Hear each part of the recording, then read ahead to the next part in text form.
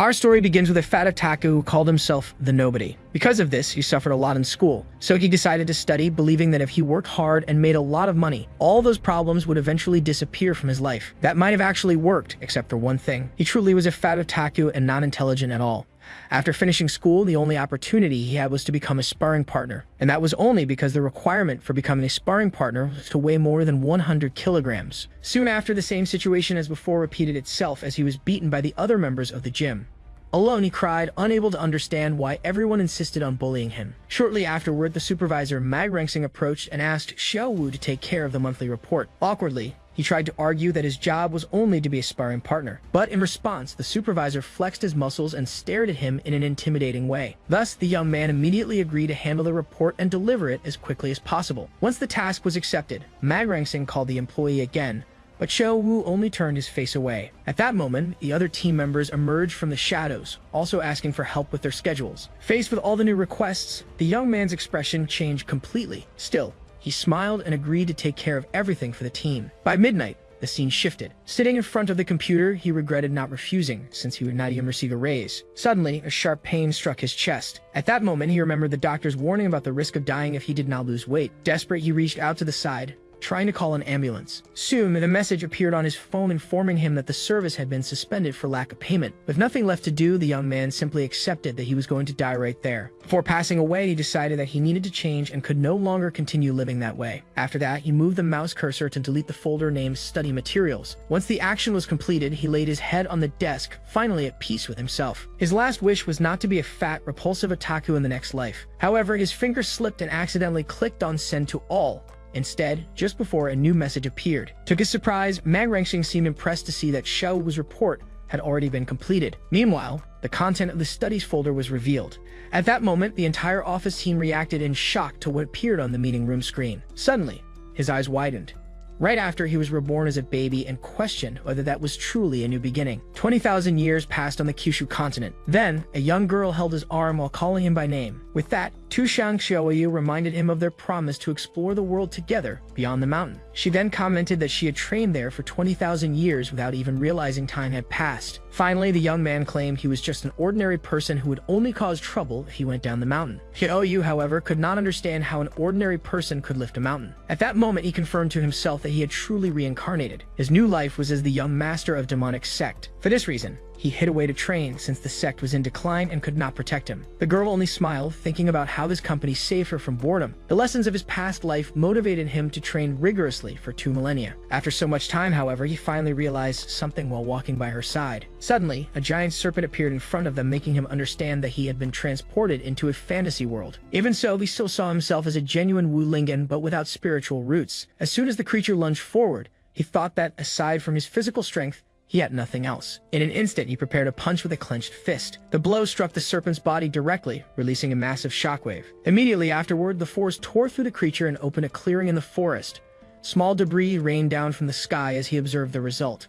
With that, the young man suggested they eat serpent meat, and the girl agreed enthusiastically. His companion looked at him with admiration, impressed that he had defeated a golden core level dragon. Suddenly, a voice interrupted them as they prepared to cut the meat. At that instant, a man on a floating sword accused them of stealing the dragon he had been hunting. Instructor Xiao Chunhu of Xuanchen Academy declared that they were members of the demonic sect. The young man stared back at him, his expression unchanged. Soon after, he denied the accusation, wondering how the man had discovered them. Without a second thought, he bowed to the ground and began apologizing. The instructor observed the pair, knowing that they were only a fox demon and a common person without spiritual roots. Thus, he decided there was no need to waste more words on them. Immediately afterward, he charged with his sword, using the second form of his technique. As the weapon was launched toward him, Wu Lingen caught it in midair, leaving the instructor stunned. Even while bowing, he apologized for having caught the sword, leaving Xiaoyu confused about the situation. The opponent refused to believe it, as a common person could never stop his flying sword. Therefore, he turned to the girl and accused her of secretly helping the young man. After a moment of hesitation, his expression shifted. The man then decided that both of them would die for their arrogance and attacked with 2 swords. Once again, Wu Lingen caught the blades in the air, astonishing his opponent. Soon he bowed again, asking the instructor to kill him but not to harm Xiaoyu. The instructor then summoned dozens of swords and launched them toward the girl. Without hesitation, the young man stepped in front of her as the weapons approached. With swift movements, he dashed among the blades to intercept them all.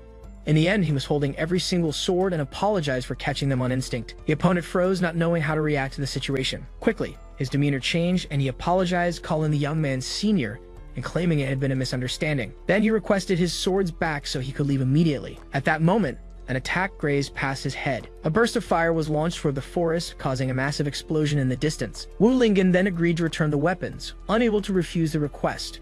With that, the instructor looked at his own body, noticing the damage he had taken. The young man simply turned and said they needed to return home to cook for his father and the others. As they began to walk away, Xiaoyu turned to the man to speak about what happened. With a dark aura, she threatened him, telling him not to dare mention the matter to anyone. Terrified, the instructor agreed multiple times to her order. Soon after, the young man called her to leave and she ran to catch up with him. Alone, the man watched the two disappear in the distance, carrying the giant serpent. As soon as they were out of sight, he collapsed to his knees, wondering who those people were. His expression darkened as he thought their happiness would not last long. Immediately afterward, he burst into laughter, planning to tell the Academy's old ancestor what had happened, so that the demonic cultivators would pay the price. Thus, Shoyu commented that even though Lingen could defeat cultivators, he insisted on calling himself an ordinary person. But he denied being a match for a cultivator, while the girl argued that the man had clearly tried to kill him. Since he had no spiritual roots, the young man explained that was why he trained his body even harder. As they walked, she noticed that he did not need to train so relentlessly all the time. Even so, the young girl found it adorable how her companion seemed unaware of his own strength. Soon, the scenery changed, revealing the mountains in the distance. Next, the young man carried the pieces of meat to the entrance of a cave and announced that he was going inside. However, a sign at the entrance warned about a demonic presence and unforgivable crimes. Inside, a large cauldron was placed over the fire. Suddenly,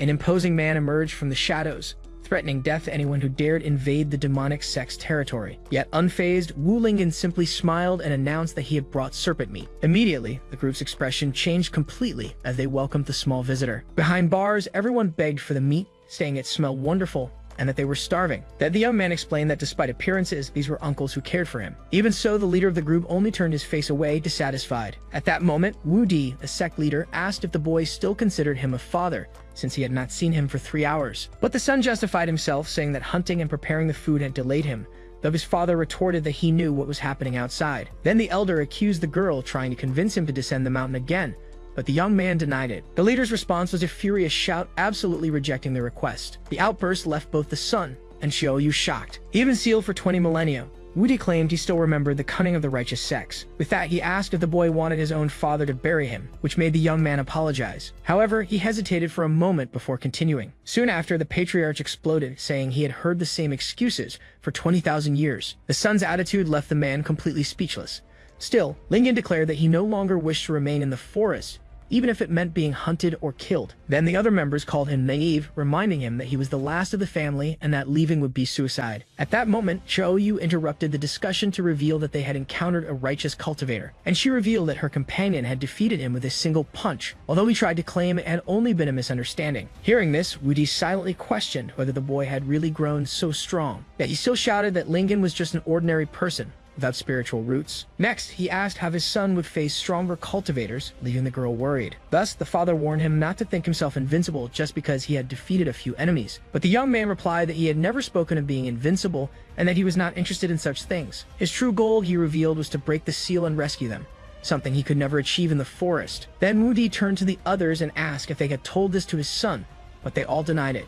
At that moment, the boy remembered how his father, even while sealed, had always cared to protect him. Now that he was grown, he declared it was his turn to protect the elder. At this point, Xiaoyu interrupted to remind them of something they had forgotten. She explained that since her companion had no demonic aura, his identity would not be discovered, and the others agreed. Even so, Wu Di refused to accept the risk because any advancement would release his aura and kill him. Then the son turned to leave, asking not to be blamed for a decision he had already made. As soon as he turned his back, he heard his father shout for him to stop. Right after, an object was thrown toward him. He caught it in the air while Xiaoyu also glanced at the item. Not understanding, the young man asked what the object in his hands was. The elder explained that it was the qualification for the Exuentian Academy exam, suggesting it as a first destination. Immediately, the group grew excited at the news, since the academy was famous for training golden core level cultivators. Then Xiaoyu questioned the decision, but Wu De argued that the most dangerous place was also the safest. With that, the young man understood that there he would find countless cultivation paths and might discover one for himself. Next, he began packing his belongings into a large bundle. Soon he appeared ready to depart with an immense load, announcing his departure for Xuanchen Academy. Curious, the girl asked how his father had obtained the item,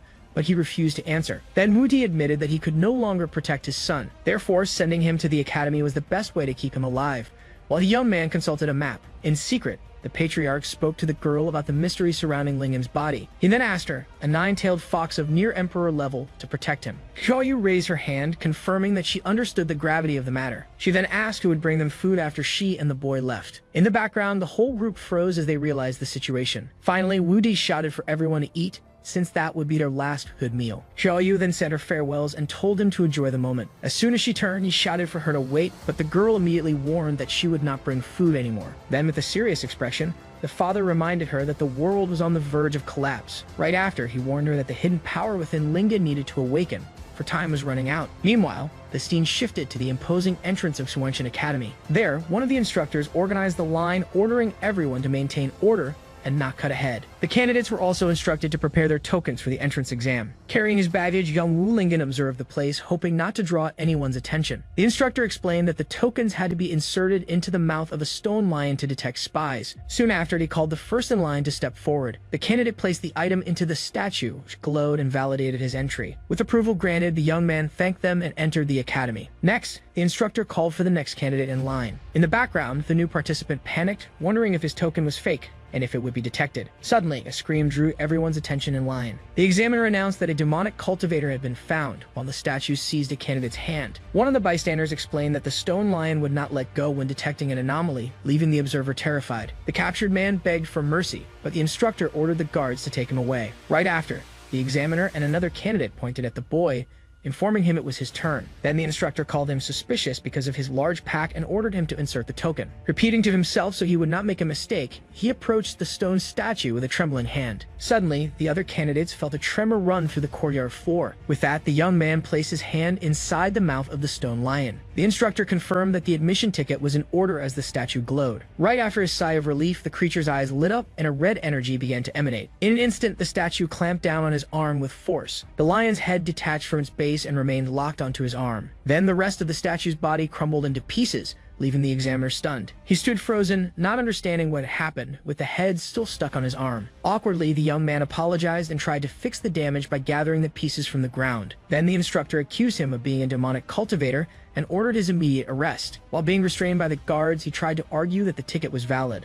At that moment, the examiner explained that the lion automatically attacked whenever it sensed demonic energy. Only then did the young man realize that he had been contaminated by demonic aura from living among the others. Suddenly, Shoei's voice echoed across the courtyard, ordering everyone to stop. As she appeared, the fox questioned the careless actions of the cultivators, while everyone else wondered who she was. The instructor then asked why a member of a monster clan was interfering in academy affairs. With that, the young girl grabbed Lingen's arm and introduced herself as his guardian. The revelation surprised the other candidates, who whispered that the boy must have an important background. Next, Shoeiyu suggested that the examiner verify the origin of the admission ticket. Looking down at the object on the ground, the man recognized it as belonging to the legendary #1 sect in the world. She then explained that the sect had been destroyed 20,000 years ago, and that Lingen was its only successor. One of the candidates questioned how the most powerful sect in the world could have been destroyed. Immediately after, he himself added that the name of the sect was literally just that. With that, Shoeiyu argued that it was understandable the ticket would be contaminated with demonic energy. The instructor reflected that the situation was delicate and had to be handled carefully. Even so, he warned the two not to do anything suspicious and to behave themselves. Then, Shoeiyu told the young man not to be so tense as they walked. So that no one would suspect, she advised him to act as usual, and he repeated her suggestion. Thus, the scene opened up to reveal the architecture of Suwenshin Academy. Soon, a crowd of new students gathered in front of a tower that welcomed them.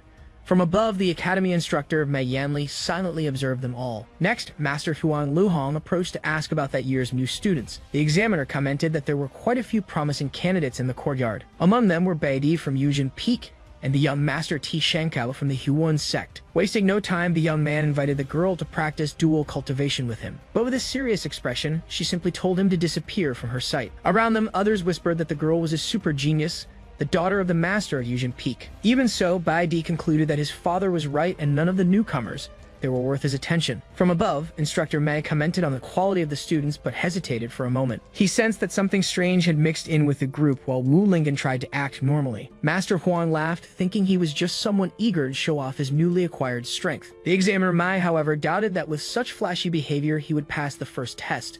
Right after, one of the assistants rushed out in a hurry. From atop the tower, the instructor floated into the air and drew everyone's attention, leaving them impressed. He then introduced himself as Mei Yanli, the one in charge of the evaluation, and announced the start of the test. He explained that only those who passed all the stages would become disciples of the academy. As he observed, young Lingen felt that the face of that instructor looked familiar. With that, the man questioned him directly, asking why he was staring at him like that. Not knowing what to say, the boy hesitated for a moment. Soon after, he pointed at a loose, shiny thread dangling from the instructor's robe. At the remark, the examiner remained silent in the air for an instant. Suddenly, he quickly descended toward the group of students. With a frightening face, he congratulated the newcomer and said he looked forward to his results. Instructor Mei, now frozen in place, tried to start speaking. Then he scolded another person for not having stopped at the designated spot. Beide watched the scene, not understanding why the examiner could not fly and how the newcomer dared to point it out. Master Huang commented that the boy was in trouble for having offended that man. In an instant, the instructor freed himself from the thread that had trapped him. Then he explained that it had only been to lighten the mood and announced the start of the first phase of the test. Wu Lingen was left wondering if the examiner was insane and whether it was really necessary to tear his clothes for the test. Two other students noticed the man's strong muscles and intimidating aura. Soon, one of them identified him as the legendary bearer of the sacred punching bag body. This ability prevented active cultivation and the use of spells. Instead, the body absorbed attacks and captured spiritual energy,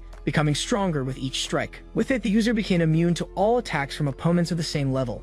Thus, the sight left Lingen shocked, wondering if only masochists could become cultivators. Then the instructor announced that each candidate had to hit him with a punch so he could evaluate their potential. Smiling, the man thought that by controlling the test, he could ensure the boy's failure. He then pointed at Wu Lingen and ordered him to start first. But the young man only warned him to get ready, since he was quite strong. The examiner laughed, saying that not even a nascent soul-level cultivator could harm him. However, just as he continued to boast of his resilience, he was interrupted. A punch struck his face squarely before he could finish the sentence. The shockwave blasted through the instructor and destroyed part of the academy behind him. All the other candidates stood frozen, completely paralyzed by the scene. Meanwhile, Master Huang looked out the window, sweating and unable to believe what he was seeing. He then turned his eyes toward the massive crater the punch had created, carving a path through the mountains. With a pale face, he realized that everything was over for him. Amid the rubble, the instructor was sitting on the ground while smoke rose from his body. With his eyes rolled back and foam in his mouth, the man looked completely unconscious. Not understanding the gravity of the situation, the young man turned to the others and asked if that meant he had passed. In response, the other candidates only stepped back in silence. From the rooftops above,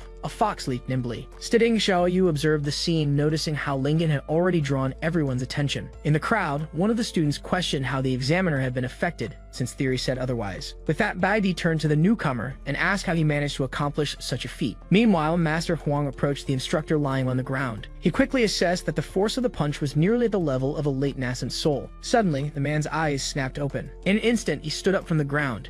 He then rushed toward the young man with a strange expression. As soon as he reached him, he accused him of having struck him off guard and in the face, while the youth apologized. Then, one of the candidates concluded that the sacred body had not resisted because he was caught by surprise. The examiner warned that the previous test did not count and that he would be disqualified if he used tricks again. Next, a golden aura enveloped his body, activating the ability. One of the students recognized the technique as the supreme defensive move of the sacred body. The instructor then boasted, saying that not even at full strength could he be moved. Without hesitation, the youth landed a direct punch to his stomach. The fist sank into the man's body, but he did not move from his spot. The crowd commented in awe that the examiner had not even shifted his legs from the impact. Master Huang, however, realized that something was wrong with that reaction. Soon after, it was revealed that Instructor Mai had fainted standing up. Master Huang then intervened, announcing that everyone had passed the first round. The candidates celebrated the news while still wondering about the young man's level of strength. Next, a student approached to introduce himself to Wu Lingen. He revealed himself as Zhang Man, the successor of the Huan sect, and listed his abilities. With that, he decided to accept Lingen as his sworn brother, leaving the young man uncomfortable with the idea. In an instant, the other candidates also approached, asking to be his younger brothers. Soon after, a boy introduced himself as Tianji from the Tianji sect, offering precise information. With an apology, he admitted that although he collected data,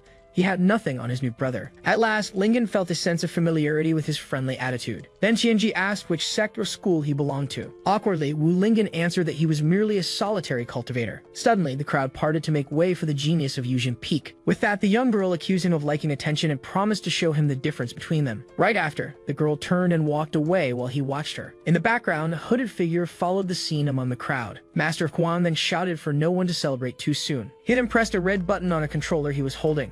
The ground beneath the candidates lit up, and they all wondered what was happening. Amid a tremor, the group found themselves transported into a dark, enclosed place. From the outside, the structure revealed itself to be a massive metallic cube. Inside the cube, several robotic creatures and mechanized knights appeared before them. As soon as they were transported, the candidates found themselves surrounded by warriors in giant armor. From above, the scene revealed how small they were compared to the machines encircling them. With a smile, Huang Luhong introduced himself as the master of the Jiqiu Pavilion and the examiner of the second phase. He then explained that all the puppet mechanisms in the chamber had been created by his pavilion. The test consisted of dodging hidden weapons that would be launched continuously against them. Soon, he lit a stick of incense and warned that the challenge would last until a flame burned out. Chen Jie then began to warn that the weapons fired by the puppet mechanisms were dangerous. In an instant, the eyes of the machines lit up, confirming that they were real. With that, the robots began firing energy blasts at the candidates. The students ran desperately to dodge the attacks, which exploded all over the ground. The machines continued firing non-stop. Many were struck by the explosions and gave up on the test almost immediately. From afar, Huang Luhong observed that the boy from the Huan sect was doing well. Zhang Me activated his technique and stood still while the beams of light curved around him. With a smile, he boasted that no one could strike him from behind with that ability. Right after, however, a beam of light struck him squarely in the chest. The examiner only covered his face, pretending he had not jinxed him. He then noticed that the girl from the Yujin sect was also proving to be surprisingly strong. Suddenly, the cultivator's expression changed as she realized something. Meanwhile, Wu Lingen buried one of the robots into the ground. He quickly concluded that this way he would not be hit. The examiner then shouted furiously that the test was about speed and not to be misinterpreted. The examiner threatened him with disqualification if he broke any more puppets, but he only apologized. With that, young Baidi ended up remembering her father's advice. Suddenly, Instructor Mei grabbed the device, saying there was no need to waste words on the boy. He then pressed the buttons himself so that the youth would feel the full power of the puppets. The parts of the robots began to detach and merge in the center of the room. In an instant, they all fused into a single giant robot, surprising the solitary cultivator. Soon, Qi and Jai explained that the strength of that fusion surpassed the golden core level and questioned the difficulty of the test. He also warned that the puppet's weapons were coated with a deadly poison. With arrows in his back, the young man only said he felt dizzy, while the other scolded him. The examiner argued that such a thing could kill someone, but Instructor Mei did not care. Smiling, he asked if they really wanted that arrogant boy to pass the test. The giant puppet then fired a barrage of poisoned needles from its hands. In a swift motion, Wu Lingen dodged all the projectiles with ease. After evading, he stopped and looked back as if he had realized something. Looking again, he noticed that the other candidates had been struck by the attacks, and he apologized. Irritated, Instructor Mei decided to send even more puppets after him using the control device. In an instant, the young man found himself completely surrounded by the giant robots. With an aura of energy forming around him, he prepared for the confrontation. From afar, the instructors warned him that he would be disqualified if he damaged any more puppets. Collapsed on the ground, Qi and Ji promised to burn incense for him, while the others noticed the danger had lessened. The girl from the Yujin sect only observed, thinking that this was the result of liking to show off. Even surrounded, the young man remained still, staring at the robots. With that, he decided that was the only way to resolve the situation. He then bent his knees and gathered strength in his legs. With a powerful leap, he shot toward the giant puppet and struck it with a crushing blow. The instructors stared in shock, unable to believe he had managed to fly while the puppet was destroyed. The other students wondered what his level was, since flying with swords required the Golden Core stage. Fallen on the ground, Tianjia explained that he was not using spiritual aura to fly. In fact, he was only using the strength of his own legs to jump. The other candidates watched in disbelief at the power of his body, while TNG suggested he take a break. Instructor Mei, however, knew he could not stay in the air for long and prepared to attack. Immediately, several spears were aimed at the exact spot where he would land. Unable to destroy the puppets and risking losing points, the young man needed to think of a solution. Seeing the Yujin sect cultivator dodging the attacks, he seemed to have found the answer he was looking for. With that, he landed precisely on the tips of the spears on the ground. In an instant, the young man stopped right in front of the girl. Right after, he knelt before her. With a smile, he asked what she would do next. The sudden approach left her stunned, wondering if this was the pervert her father had warned her about. In a swift move, the boy hid behind her, while the swordswoman defended herself. Thus, he continued using her body as a shield against the attacks. Irritated, the cultivator shouted for him to stop, but he only apologized, saying it was the only way out he had found.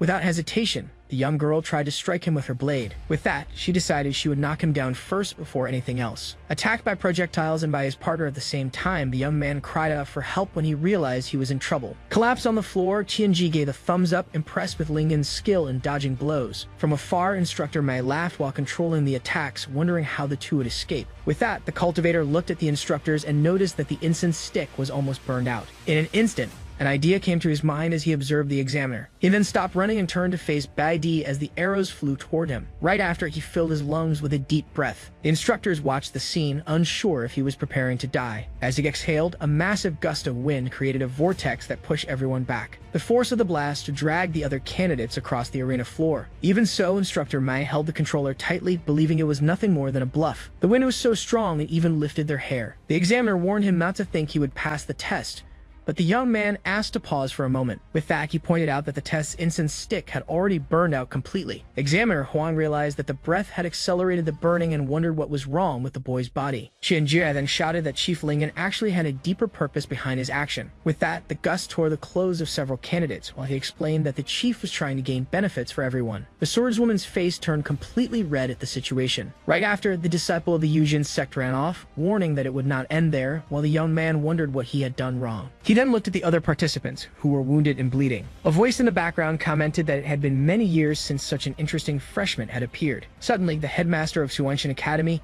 Yu Tangsing, appeared, praising that year's lively and vibrant evaluation. Thus, the students wondered if that was really a headmaster, commenting that he didn't look trustworthy with his wig falling off. Then Tianji scolded them, revealing that this was the legendary Red Flame Shura Yu Tangsing. He went on to tell the story of how the leader had massacred countless demonic cultivators and dyed his hair with their blood. Even so, the other candidates did not seem very impressed with the tale. One of them then questioned why his red hair was fake if the legend was true. The headmaster turned to the boy and asked what his name was, and he replied that it was Wu Lingen. From atop a roof, Xiaoyu observed the scene. Worried, the young girl wondered why the headmaster had appeared so suddenly, and how she would fix the fact that Lingen had offended him. With that, she contacted him mentally, and the boy heard her call. She then instructed him to put the wig back on the leader's head before he noticed. Instructor might try to apologize on behalf of the boy, begging for leniency from his superior. The headmaster, however, retorted, questioning the instructor's own lack of skill. Meanwhile, the wig continued to slip from the elder's head. In an instant, the young man prepared to act. With a quick movement, he leaped up and placed the wig back onto the headmaster's head. The elder was impressed with the speed of the move, which almost went unnoticed. Smiling, the cultivator said he had only picked up something the headmaster had dropped and that no thanks were necessary. Instructor might try to get Yu's attention to warn him. Suddenly, the headmaster appeared with several darts stuck in his head. From the roof, Xiaoyu shouted desperately,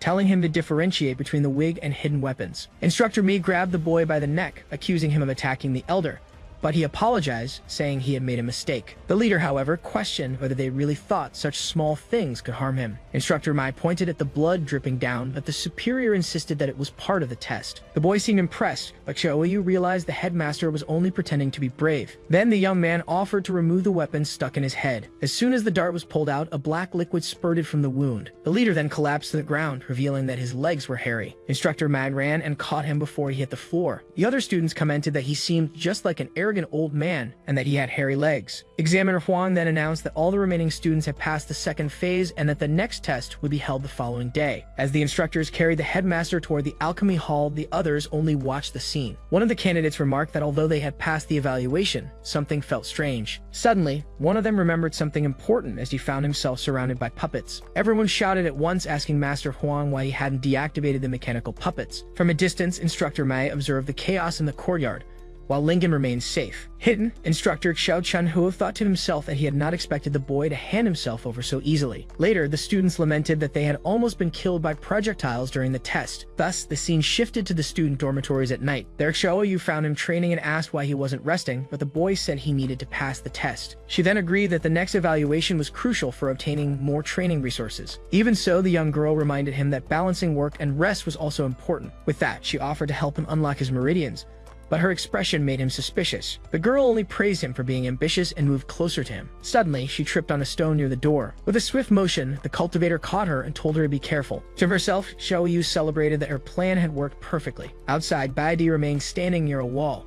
With that, she promised herself that she would make Wu Lingen pay for what had happened. Suddenly, a noise startled her. Immediately, she turned toward the sound, which came from his room. Her expression changed as she tried to understand the scene. Through the window, the girl saw the silhouette of Wu Lingen and wondered what he was doing there. Thus, she tried to convince herself it was a mistake, since the boy had barely even arrived at the academy. With that, she decided to calm down so she could observe the scene more clearly. Looking again, the silhouette at the window seemed to confirm her suspicions. In reality, he was only training with his jump rope, which fortunately his uncles had found. Meanwhile, Xiaoyu regretted spilling the red flower wine used to treat injuries. She then crouched down with a cloth to start cleaning the puddle on the floor. As she stepped on the liquid, the young girl slipped and suddenly fell. Outside, Baide prepared to break into the room, determined to save the girl. Suddenly, a frightening silhouette appeared in the window, making her scream in terror. She quickly covered her face, believing it was already too late to do anything. Inside the room, the cultivator asked Xiaoyu if she was all right, but she only said she had fallen. With that, she lamented that her clothes had been stained with the red liquid. The scene left him flustered, making him avert his eyes. He then offered to help her find clean clothes and turned toward the wardrobe. Suddenly, the door to the room was kicked open with great force. Sword in hand, Baidi called him a demonic murderer and ordered him to surrender. At that moment, the scene showed the young man handing a towel to Xiaoyu, who was kneeling on the floor. Upon entering, the girl accused him of defiling the body, while the other wondered how she had become a corpse. The youth could not understand why he was being called a demonic murderer. He then questioned if she had discovered his identity, but the answer was denied immediately. Even with his attempt at explanation, Baidi refused to listen and prepared to strike. She quickly activated her sword technique, and an aura of energy formed around her. The young woman then launched her 10,000 swords attack. With no other option, he decided he would need to offend her in order to defend himself. With that, he moved at a high speed, dodging the blades of energy. The swiftness of his movement left him surprised for an instant. Baidi then warned him not to think that was all she had. She then prepared her piercing celestial sword strike. A massive beam of energy was fired in his direction. To defend himself, he countered the attack with a direct punch. His opponent could not believe he had shattered her cutty sword using only his body. Suddenly, she felt a presence appear right behind her. In an instant, she was struck at the back of the neck with a palm strike meant to erase her memory. With that, she collapsed to the ground completely unconscious as her sword rolled aside. Sitting on the floor, the cultivator apologized, explaining that this was the only option to avoid revealing his identity. Thus, the technique consisted of infusing power into the palm and directing it to the opponent's brain. As a result, the strike left her completely stunned on the ground. Soon after, he said they needed to take her back quickly before anyone found them there. He then carried the girl on his shoulders out of the room. Under the moonlight, he ran across the rooftops of the academy with her. As he advanced, he searched for the right place where he should have left her. Suddenly, the swordswoman began to wake up, wondering what was wrong with her. Without hesitation, he struck her again with the same technique to erase her memory. With a sigh, he thought that he had merely been exposed. Even so, something continued to trouble him. As he carried her through the academy streets,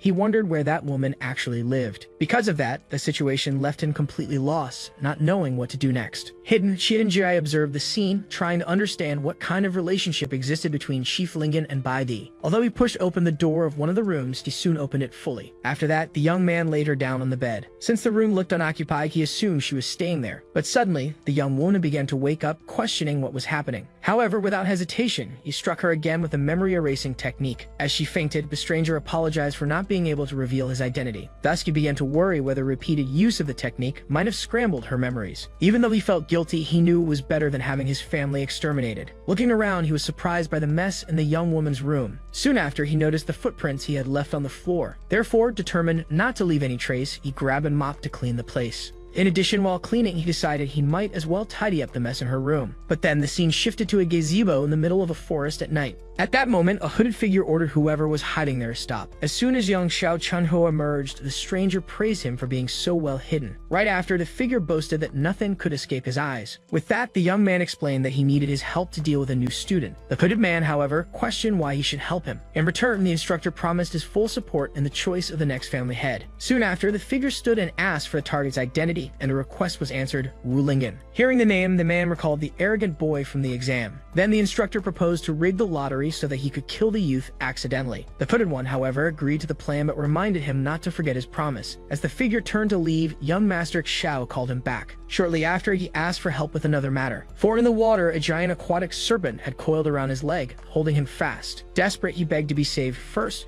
which left his ally incredulous at the situation. With no other choice, the man decided to intervene. With a swift movement, he drew his weapon and slashed the creature with an energy strike. Soon after, he ran and leaped, finishing the attack with a powerful slash. Thus, with the beast defeated, the hooded figure announced that it was over. But suddenly, Xiao Chunhu fell from the sky, screaming among the trees. In an instant, the man caught him in his arms before he hit the ground. At last, the instructor praised the strength of the Xiao family's genius, but the young man only asked him to get off. With that, the figure dropped him headfirst into the water and walked away. Soon after, the spirit of Master Dan appeared, and the hooded one warned that Wu Lingen was not so simple. Then the master agreed, admitting that the power the boy had shown would be difficult even for him at his peak. Even so, the man boasted, claiming that no one in that world could defeat him. He then revealed himself to be a time traveler named Shio Huohuo. For, in his original life, he was just an ordinary student on Blue Star. After a traffic accident, he ended up transmigrating into the cultivation world. Soon after, he became an apparently insignificant young master of the Xiao family. One day, while tending cattle, he stumbled and fell into manure. At that instant, he found the ring that housed Master Dan, beginning his journey of power. With this protagonist's story, he felt confident that every opponent was nothing but a stepping stone on his path. Moreover, Huohuo declared that even without resentment, Wu Lingen's destiny was to be defeated by him. Meanwhile, elsewhere, the young man suddenly sneezed, not understanding why. After finishing his cleaning, he decided the room was tiddy enough and that it was time to leave. With that, he opened the wooden door. After saying his farewell, he left while Baidi continued sleeping. Standing before his own room, the traveler noticed something strange. As soon as he entered, he realized someone had been in his room. Soon after, he found Baidi lying unconscious in his bed. For a moment, he only stood there, watching the sleeping girl. But in an instant, he panicked upon realizing that a cultivator had broken into his room. As he approached the bed, Shio Huohuo watched Baidi turn over in her sleep. Soon, the young woman's fame as the goddess of the new generation came to his mind, and he admired her even while she was asleep. Then the young man scolded himself, reminding himself that this was not the time for distractions. With a new posture, he turned toward one of the pieces of furniture in the room. Thus, he began to analyze the situation, pondering why a girl would be tidying his room and lying in his bed. Therefore, a single conclusion emerged in his mind. She must certainly like him. The memory of comic books from his past life made him believe that, as the protagonist, it was his destiny to have a heroine in love with him. As he looked at the sleeping girl, he questioned whether Baidi could be his destined heroine. Soon after, his expression changed as he noticed that despite everything, the girl still had not awakened. At that moment, Master Dan appeared and revealed that her consciousness was damaged, which was preventing her from waking. Thus, Shio Huohuo assumed that Baidi had spent so much energy cleaning his room that she fainted, leading Master Dan to scold him. Unbothered, the young man leaned over the bed, confident he could help using the first aid knowledge from his past life. He then positioned himself in front of the bed and prepared to begin the procedure. At that instant, the girl lying there let out a faint murmur. Slowly, her eyes opened and she questioned what was happening to her body. At that very moment, the young master leaned over her with his lips ready for a kiss. Suddenly, a loud crash made Wu Lingen turn back, startled by the noise coming from the room. Immediately after, Baidi kicked open the door as she left, warning him never to appear in front of her again. Sitting on the floor, Shio Huohuo wondered why he had been attacked if she had feelings for him, leading Master Dan to suggest he might be overthinking things. Thus, the young man concluded that the women of this world were naturally reserved and that a kiss had been far too direct. Master Dan then asked how he could be so sure that Baidi liked him and had not simply entered the wrong room by mistake. With a bruised face, the protagonist answered that the reason was simple. He was a natural-born protagonist. Outside, the young woman walked alone through the courtyard as she tried to understand how she had ended up in someone else's bed. With that, a memory surfaced in her mind, showing the moment she confronted Wu Lingen and heard the accusation that he was a demonic cultivator. Little by little, the memory became clearer, and she finally began to understand what happened. In her recollection, she accused Wu Lingen of being a cultivator who used bodies to strengthen his cultivation. Therefore, Baidi realized that she had uncovered a huge secret, and that the person in the room was probably Wu Lingen's accomplice. With a determined smile, she swore that she would find proof that a thief had infiltrated Zhuanshan Academy. At that instant, her voice echoed through the night, shouting Wu Lingen's name as a promise of vengeance. The cry woke two students who recognized Baidi's voice and wondered what could have happened between her and Wu Lingen. The next day on the presentation stage, all the students were already gathered for the evaluation. While they waited, some began to complain that the evaluation had not yet started and that no instructor had appeared. Far away, Wu Lingen continued his intense training, determined to push himself even harder. As soon as Chu Xiangxiuyu tried to calm him about the test, he replied that he could not afford to relax. Amid the crowd, Baidi watched the scene and criticized Wu Lingen for still showing off. Other students noticed her reaction, remembering that Baidi had shouted Wu Lingen's name the night before and questioned what had happened. With a smile, Qianji approached and hinted that none of them knew the true story behind the event. Shortly after, he began to explain that the relationship between the two is deeper, preparing to tell what he had seen the previous night. Before he could continue, however, a blade was pressed against his neck, cutting off the gossip. Immediately after, Shio Huohuo appeared from behind and threatened him not to slander Baidi, making the boy agree at once. With the warning given, he walked away, leaving Qianji collapsed on the ground. The crowd commented on the sudden reaction, assuming he was just a great admirer of Baidi. Ignoring the comments, Shio Huohuo reinforced himself that she was his destined heroine, while Master Dan only watched his confidence. Suddenly, an authoritative shout demanding silence echoed throughout the presentation area. With Mai Rengxing's arrival, all the students, including Wu Lingen,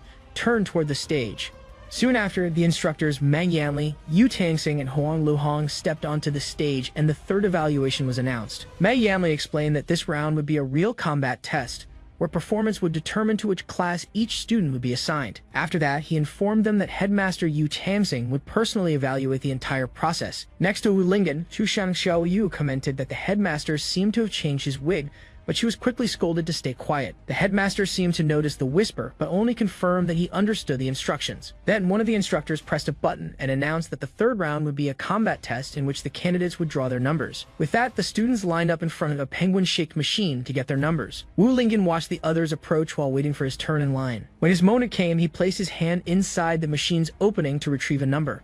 Seeing the perfect chance, Mei Yanli took the opportunity to launch a piece of metal with paper toward the boy. Not understanding what had just happened, he looked down at his hand. In his palm, the paper with the number 38 was torn and stuck to a sharp piece of metal. From a distance, Mei Yanli observed the scene with a satisfied smile. Shortly after, he turned to Xiao Huoho and confirmed that he had managed to make the target pick the manipulated number. The instructor boasted of his skill, but was interrupted by a bloody cough, and the hooded youth advised him to stop talking. Then Xiao Huoho showed his own number 36 and questioned whether the plan had failed, since he was not in the same group as the boy. With an air of superiority, the hooded one replied that he had not understood the true strategy. Maggie Yanli explained that Wu Lingen seemed to have some cultivation techniques, so he preferred to put someone else to test his abilities first. At that moment, the young man noticed a great shadow approaching and turned to face his opponent. A giant man with the number 37 appeared before him and advised him to give up, calling him weak. In the crowd, Tianji and other students were surprised by Lingen's first opponent, commenting that he did not seem to be someone easy to face. Soon, Qianjai revealed that the adversary was Wang Tishu, a notorious assassin known for never leaving witnesses. Standing before Wu Lingen, the man revealed that he had observed his 2 previous evaluations. With disdain, he labeled him as trash, relying only on a bit of natural strength. Wang Tishu then boasted of being at the peak of key refinement and slapped the boy across the face, provoking Tushan Chouyu's fury. While trying to calm his friend, Wu Lingen silently faced his opponent. Seeing the reaction, Wang Tishu mocked him, asking if he wanted to start fighting right there. Amid the tension, the crowd stirred, expecting the newcomer to finally react to the provocation. To everyone's surprise, he simply apologized, stating that his spiritual root was too poor, while those around him fell to the ground in disbelief. Tushan Xiaoyu scolded him for being so polite to an opponent, but he simply replied that what was said was true. Thus, Wang Tishu stepped closer and ordered him to kneel if he wanted his life spared. Wu Lingen stared at him in silence for a moment before he began to speak. At that instant, he declared that even if weak, he had reasons that compelled him to keep fighting. The assassin then warned him to prepare for defeat in the arena and turned to leave. As he walked away, Tushan Xiaoyu praised Wu Lingen's attitude, though he looked back at her confused. Far away, Wang Tishu pressed Mei Yanli for the deal to enter the superior class if he killed the boy. Smiling, the assassin walked away, promising to make the newcomer understand his true power. Mei Yanli only commented that he hoped Wu Lingen would not be eliminated in the very first round. Soon after, Mei Rengsing announced the end of the lottery and summoned the freshmen of the first match to the arena. The first to be announced was number 1, Bai Di, to the delight of the audience. Next, number 2, Zhang Me, entered the arena and immediately proposed dual cultivation, irritating the crowd. As everyone threw objects at him, Zhang Me dodged confidently, warning that attacks from behind did not work on him. Moments later, he was struck squarely on the head, completely shattering his composure. The food was deflected but ended up hitting instructor Mei Rengsing, leaving him covered in it while Zhang Me apologized. From a distance, Xiao Huovo and Mei Yanli simply watched the chaos unfold in the arena. With a serious look, the hooded youth declared he would remember Zhang Me's name for coveting the woman who was his. Mei Yanli questioned how he had gotten close to her so quickly, to which the mysterious young man replied that it was the effect of his protagonist's aura. To end the commotion, Headmaster Yu Tangsing coughed and ordered the match to begin immediately. Thus, the instructor released Zhang Me, still covered in the remains of food from the crowd. Standing on the opposite side of the arena, Bai Di only commented that this was exactly what she wanted. Therefore, Zhang Me declared that he would show his true abilities to finally win her over. Then he prepared to execute one of his most powerful techniques. Using a shadow clone, he created multiple copies of himself that spread throughout the arena. Qianjai explained that the technique created clones with swift movements, but Wu Lingen did not seem impressed. Surrounding his opponent, the clones taunted her, saying she would never defeat him without finding the real body. Bai Di only observed in silence for a moment, and suddenly all the clones vanished, leaving only Zhang Me's legs in the middle of the arena. With a quick move, the young woman landed a precise kick on her opponent, who asked if she thought he was an idiot. At that instant, he writhed in pain and accused her of using a despicable and lowly strike. Smiling, the young man began to reveal that not everything was as it seemed. Soon after, Zhang Me displayed a protective metal plate, explaining that since he had harassed others before, he was already prepared for that kind of attack. Seeing that his kindness had been rejected, he decided he would no longer be merciful and began gathering energy in his hands. As soon as the sphere of energy was launched toward Bai Di, he had to dodge her rapid clone attacks. In the crowd, Wu Lingen questioned why he had not fired the Kai sphere directly to strike. With that, Qianjai explained that a cultivator's level determined the distance and power of Qi, and that merely condensing it was already an impressive feat. Hearing the explanation, Lingen reflected on how strong his father and Tushang Xiaoyu really were. In the arena, Baidi managed to dodge all the blows and asked if that was all he had to show. With a wave of his hand, Zhang Mi declared that this farce should end. Warning her not to underestimate him, he prepared to redirect the attack against her. Quickly, he leaped back to gain some distance. With a victorious smile, he boasted of his control of the Kai sphere. At last, he proclaimed that his ability surpassed her imagination and launched the attack directly. With her agility, she managed to dodge his attack. The cultivator composed herself and began to evade the energy spheres with swift movements. The instructors commented on the Huan sect's unique ability to manipulate spiritual energy released outside the body. One of the students explained to Wu Lingen that the technique used threads of energy to control larger attacks, leaving him impressed. Back in the arena, Baidi faced the approaching energy sphere with a determined gaze. Then she drew her sword, irritated at being forced to use it against such a despicable opponent. With a single motion, she declared it a disgrace and cut the energy sphere in half. The impact of the slash surged forward in a straight line and struck her opponent directly. Suddenly, Zhang Mi's protective metal plate shattered, leaving him completely shocked. Moments later, he fell to his knees, impressed that she had destroyed his attack, and even more convinced that she was the right woman for him. With the impact, the young man fainted and collapsed to the arena floor, defeated. Wu Lingen observed the scene, confused about how the energy was being controlled. Instructor Mai Rengxing then announced that Zhang Mi had lost his ability to fight and declared Baidi the winner. As the crowd celebrated the victory of Yuzhen Peak, the swordswoman remained still at the center of the arena. Beside Tushang Xiaoyu, the young man reflected on whether this was what battles between cultivators were truly like. Suddenly, a girl appeared holding an enormous chicken leg. Hearing the noise, Lingen turned to see what had happened. The pink-haired girl then recognized Baidi, expressing her admiration for the #1 cultivator of the new generation. Soon after, she commented that she also wished to be that strong one day. The newcomer approached Wu Lingen, who was surprised by her height. Without meaning to, she bumped into Tushang Xiaoyu, who was shocked by the impact. At that instant, the fox assumed that this was the kind of thing Lingen liked. The pink-haired girl noticed the boy's gaze and deduced that he was craving food. Seeing everyone's reaction, she offered the meat and asked if he wasn't desiring something else. Though scolding himself, Wu Lingen admitted he was hungry from training and accepted the piece of meat. Tushang Xiaoyu panicked, not knowing what to do as she realized he really did want the food. Thus, she could not believe that a stranger had understood Lingen's desires better than she had. Meanwhile, the instructor ordered that Zhang Mi be removed from the arena so the next candidates could prepare. With his mouth full, Wu Lingen asked the name of the girl who had fed him. Smiling, she introduced herself as Miron Chan, the student who had entered the academy the previous year. Tushang Xiaoyu questioned her about being a senior, but the young woman replied it wasn't exactly like that while hiding behind the meat. Soon after, Miron Chan explained that she had actually repeated due to low grades and had come to take the placement exam. While eating, she revealed that she could be expelled if her results were poor, making Wu Lingen notice that she didn't seem very nervous about it. Shortly after, Tianji approached to share information they might not know. He revealed that the senior Miron came from a famous family of alchemists revered across the 9 provinces. Consequently, he explained that she had developed a technique that turned alchemical ingredients into food without losing their effects. Hearing this, Wu Lingen realized that the meat he had just eaten was actually a spiritual pill. At that moment, he felt embarrassed for having consumed something so valuable.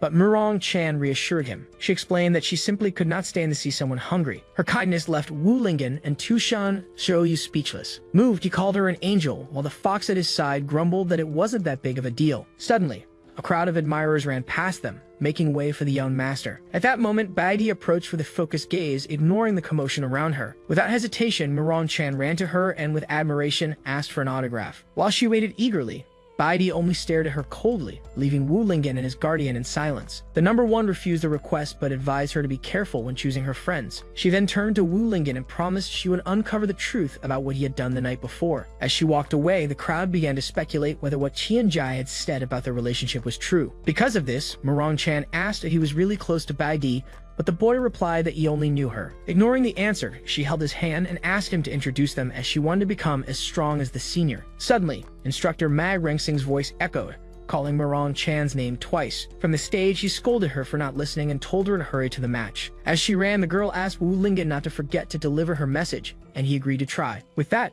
Tu Xiangxiu advised him to stay away from her, but he replied that he thought she was a good person. He then reflected that someone who cared so much about a stranger could not be a bad person. On stage, the instructor reminded her that this was her last chance to retake the exam. The girl then took a deep breath to prepare for the fight. With a determined look, she told herself she needed to win at least one battle in order to stay. Then the thought of having to return to a dark place terrified her. The instructor then announced the next match and called number 36 to step onto the stage. In response to the call, a hooded figure began walking toward the presentation platform. Murong Chan watched her opponent approach, and her expression shifted to complete surprise. As he lowered the hood, Xiao Huovo revealed his face with a smile and announced that he was coming. With both sides in position, the instructor prepared to start the match. Meanwhile, the two opponents stared at each other with serious expressions, ready for battle. In the upper seats, Yu Tangxing and Huang Luhong questioned how the young woman of a Murong family ended up in the freshman test. Soon, the stern young man explained that she had failed almost all evaluations, even the alchemy test, and would probably have to repeat the year. With that, both concluded that if the senior did not win any matches, they might have to send her back to her family. Then Qianji commented to Wu Lingyan that although she could prepare powerful medicinal foods, the girl had no combat skills. In the center of the arena, the instructor once again positioned himself to give the signal. Then, with a backward leap, he announced that the match had begun. With clenched fists, the Murong heiress told herself she could not afford to lose no matter what. On the other hand, her opponent commented that he had not expected to fight such a cute girl. Right after, the young man imagined he would win easily with his vast experience. Even more confident, he fantasized that after the fight, both she and Baidi would be impressed by his strength and join his harem. At that moment, the girl charged with a shout and threw a straight punch. Her fist struck the young man's face squarely, catching him off guard. With the impact, he was thrown backward, while his opponent gave him no respite, moving in for another attack. Then Wu Lingyan questioned why that idiot was just standing there smiling, while Tu Xiangxiu suggested he must be thinking of something happy. Inside his mind, Master Dan scolded him for daydreaming, but the fighter insisted he would win because he was the protagonist. Back in the fight, Senior Murong charged and threw another straight punch at her rival's face. At the last second, he managed to grab her fist, halting the attack. With the blow blocked, the young man warned that the same move would not work on him a second time. Right after, he threw her over his shoulder, launching her to the other side of the arena. The young woman landed hard on the ground as her opponent began to rise for his next move. Even so, with her guard raised, she prepared to charge again. With that, the young man used his speed, claiming that ordinary hand-to-hand combat would never reach him. In the audience, Wu Lingyan shouted words of encouragement to the senior, to Tu Xiangxiu's dismay. Panting, the young woman seemed to be running out of energy to continue the fight. Even so, refusing to lose, she pulled out two enormous meat legs, determined not to give up. To her rival's surprise, the girl began devouring the food right there in the middle of the arena. Then Qianjai explained that the fighter was using spiritual food to increase her combat power, making Wu Lingyan realize it wasn't hunger. Soon after, he revealed that the food was actually real pills, and that eating so much at once could have serious consequences. Suddenly, the accumulated energy exploded in a bright light that blinded the young man for an instant. Immediately after, the Murong heiress appeared with her clothes torn, but surrounded by an aura of power. In the audience, Wu Lingyan and Tu Xiangxiu wondered if what they saw was an explosion of her body or just of her clothes. With a nosebleed, the young man let out a mocking laugh. He then declared that even with a last-minute effort, the senior would not be able to defeat him, only be scolded to wipe his nose first. Ignoring the remark, the girl replied that she had to try even if it seemed impossible. With a shout, she charged at her opponent, breaking the arena floor as she advanced. The attack surged toward the fighter,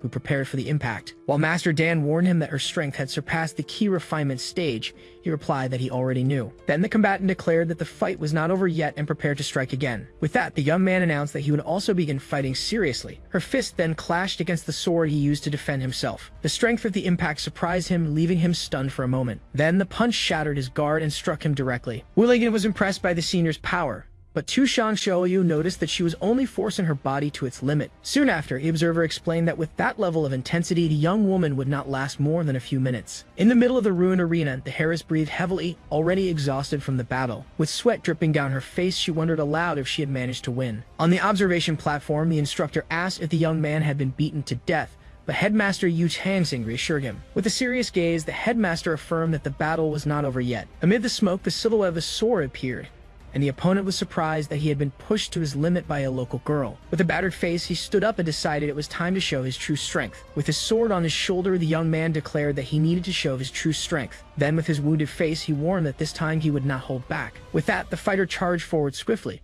promising not to go easy on his opponent. The Murong heiress was startled by his speed as he moved in circles around her. As the fighter leaped above the arena, Wu Lingyan shouted for her to look up, making her react. Soon, an attack from above struck the ground with force, shattering the arena floor. Just in time, the girl managed to leap backward and avoid the blow. With a blue energy lotus blooming in his hand, the rival declared that she would not be able to escape. Then he launched the technique Blue Heart Fire Lotus directly at the young woman. The energy erupted into blue flames, engulfing the combatant and destroying part of the arena. In the stands, Wu Lingen and Tushan Xiaoyu watched the scene in silence, unable to react. Amid the flames, the girl screamed as her clothes were burned away by the energy. At once, Tushan Xiaoyu covered Wu Lingen's eyes so he would not see, while the audience reacted to the strike. The instructors recognized the blue lotus flame and concluded that the match already seemed decided. Standing in the smoke, the young man glared at his opponent and asked what was wrong. With a smile, the fighter mocked whether she still refused to surrender, while the girl stared back at him with determination. Without replying, the heiress pulled out a bottle and drank its contents in one go.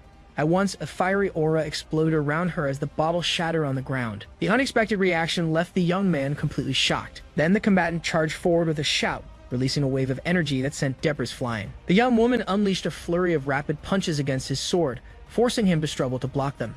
Watching this scene, one of the instructors questioned whether the girl had gone mad. Moments later, Wu Lingen wondered if her aura had intensified due to a breakthrough, but Tushan Xiaoyu denied the possibility. The fox then explained that the senior was pushing her limits with even more pills. With that, Tushan Xiaoyu concluded that at that moment the girl was literally burning her own life force. Even injured, the fighter continued her assault, shouting over and over that she could not lose. Seeing her stubbornness, the young man warned that he would no longer hold back. With a new move, he trapped her inside a giant blue lotus, which exploded and sent her flying. As soon as she landed, the fighter prepared to finish the battle. Seeing the danger, instructor Mad Rengsing shouted for the match to be stopped immediately. Ignoring the warning, the young man unleashed his Blue Lotus whirlwind attack upon the heiress. The instructor shouted again to stop the match, declaring it already over. With a look of panic, Mei Rengsing realized it was too late to intervene. Lying on the ground, the girl wondered if it truly was the end for her. Soon, a memory surfaced, showing a relative destroying her food and scolding her for disgracing the family with useless recipes.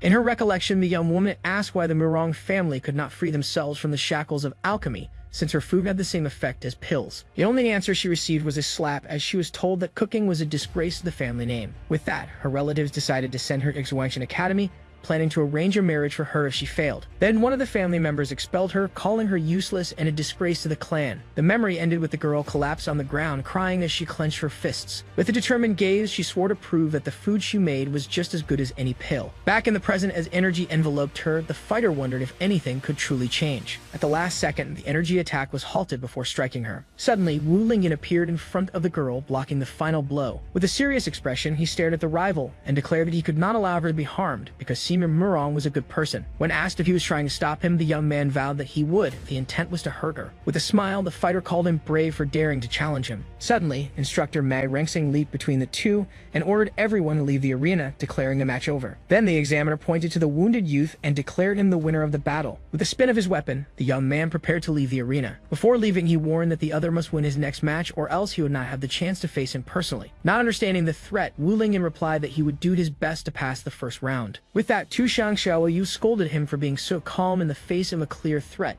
but he did not understand what happened. At that moment, the heiress began coughing, still weakened from the fight. As Wu Lingen supported her and asked if she was alright, the young woman thanked him for saving her. With a sad expression, she lamented that she had not been able to win a single round even after giving her all. Then the girl began crying in frustration. Suddenly, she vomited and Wu Lingen, alarmed, asked Tushan Xiaoyu to quickly fetch some healing pills. As he held her in his arms, he tried to comfort her, but the fighter insisted that she was fine. Soon after, she explained that she had simply eaten too much, making Tushan Xiaoyu complain about the disgusting sight. With kindness, Wu Lingen offered to help Senior Murong down to rest, and she thanked him. Before they could leave, instructor Mad Rengsing interrupted and questioned where the boy thought he was going. Right after, he informed him that it was now his turn to fight in the arena. With that, the examiner revealed that his opponent was Wang Tishu, who glared at him with a scornful smile. Wu Lingen then asked Tushan Xiaoyu to escort the heiress off stage, and the young woman wished him good luck. As she supported her, the fox grumbled at her thoughts about having to care for that foolish woman. Immediately, Mad Rengsing ordered both sides to prepare for combat. In the arena, Wu Lingen faced his opponent, who waited on the other side. With mockery, Wang Tishu declared that it seemed he had given up his last chance to survive. In response, the boy only stared back in silence, showing no reaction. With a leap, the instructor stepped back and officially announced the start of the match. Striking the ground with his weapon, the rival declared that if that was the case, he would have to kill him. In the audience, everyone worried about the fighter's power, but Tushan Xiaoyu reassured them, stating they did not know Lingen's strength. With complete confidence, she declared that no attack would be able to bring him down.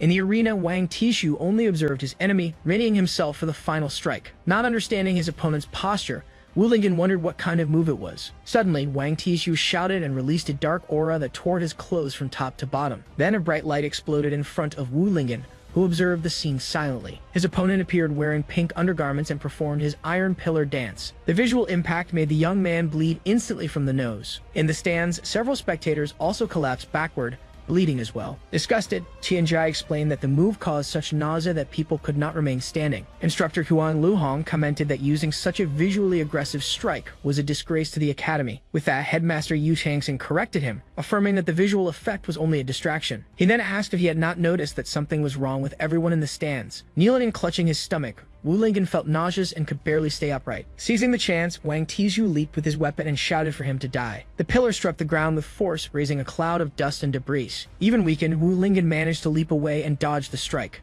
With a growl, Wang Tishu prepared to attack again, giving no chance to escape. With a spinning move, the rival executed his Iron Pillar whirlwind dance around Wu Lingen. In the audience, the spectators could no longer bear the scene, covering their eyes and vomiting from nausea. Beside Tushang Xiaoyu, the heiress suddenly seemed to understand what was happening. She then explained that the disgusting behavior was only a distraction for the true trick, the toxic smoke released by the Iron Pillar. With a victorious smile, Wang Tishu boasted that the entire arena was already filled with his poisonous fumes. Thus, feeling the effects of the poison, the young man covered his mouth, struggling to resist. Meanwhile, Tushang Xiaoyu accused him of being despicable for secretly using poison. In response, the assassin declared that in a life-and-death stage, all means were fair. From afar, Mei Yanli watched with satisfaction, praising the performance of the hired fighter. At his side, Shou Humowu commented that he almost fell for the trick, but the instructor corrected him, saying he indeed had. Soon after, Wang Tishu advanced with a shout and demanded that his opponent die in agony. However, paralyzed by the poison, the boy wondered what was happening,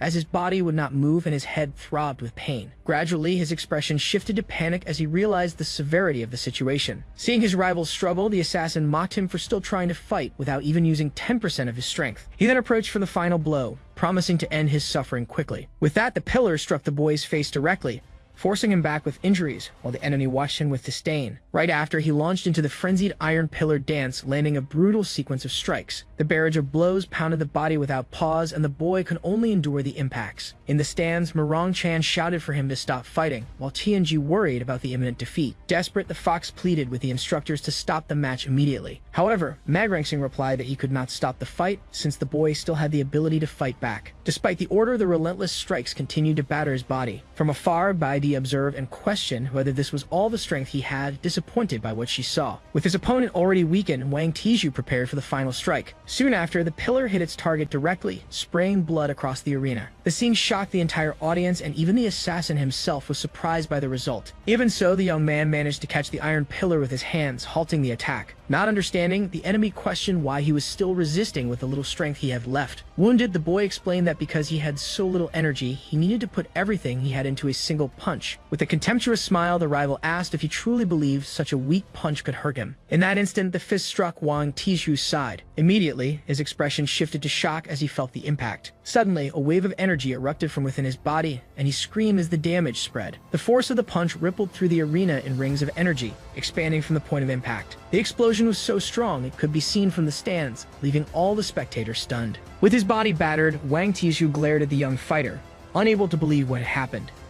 At last, with a final gasp, the assassin collapsed onto the arena floor, completely defeated. Standing, covered in wounds, Wu Lingen simply declared that he had won the fight. Lying on the ground, Wang Tishu muttered that defeat was impossible. Then he questioned how his opponent had managed to defeat him so easily, even while poisoned. Wu Lingen only turned away without giving a direct answer. With a serious gaze, the young man revealed that this was the power he possessed even in a weakened state. Not understanding, the defeated man called him a monster, shocked by the revelation. Soon, instructor Magrangxing announced that the winner of the round was Wu Lingen. With a discreet smile, the young man celebrated his victory. After that, the instructors decided to disperse the poisonous mist left in the arena. With this, Huang Luhong released a device that flew over the battlefield. The artifact spread an antidote that fell like rain, healing all those affected by the poison. As he felt the rain, Wu Lingen realized his strength had been restored. At that moment, Murong Chan ran toward him and congratulated him on his victory. With a hug, she praised him for being even more powerful than she had imagined. The scene stirred Tushang Shoyu's fury, who advanced toward the two with a threatening look.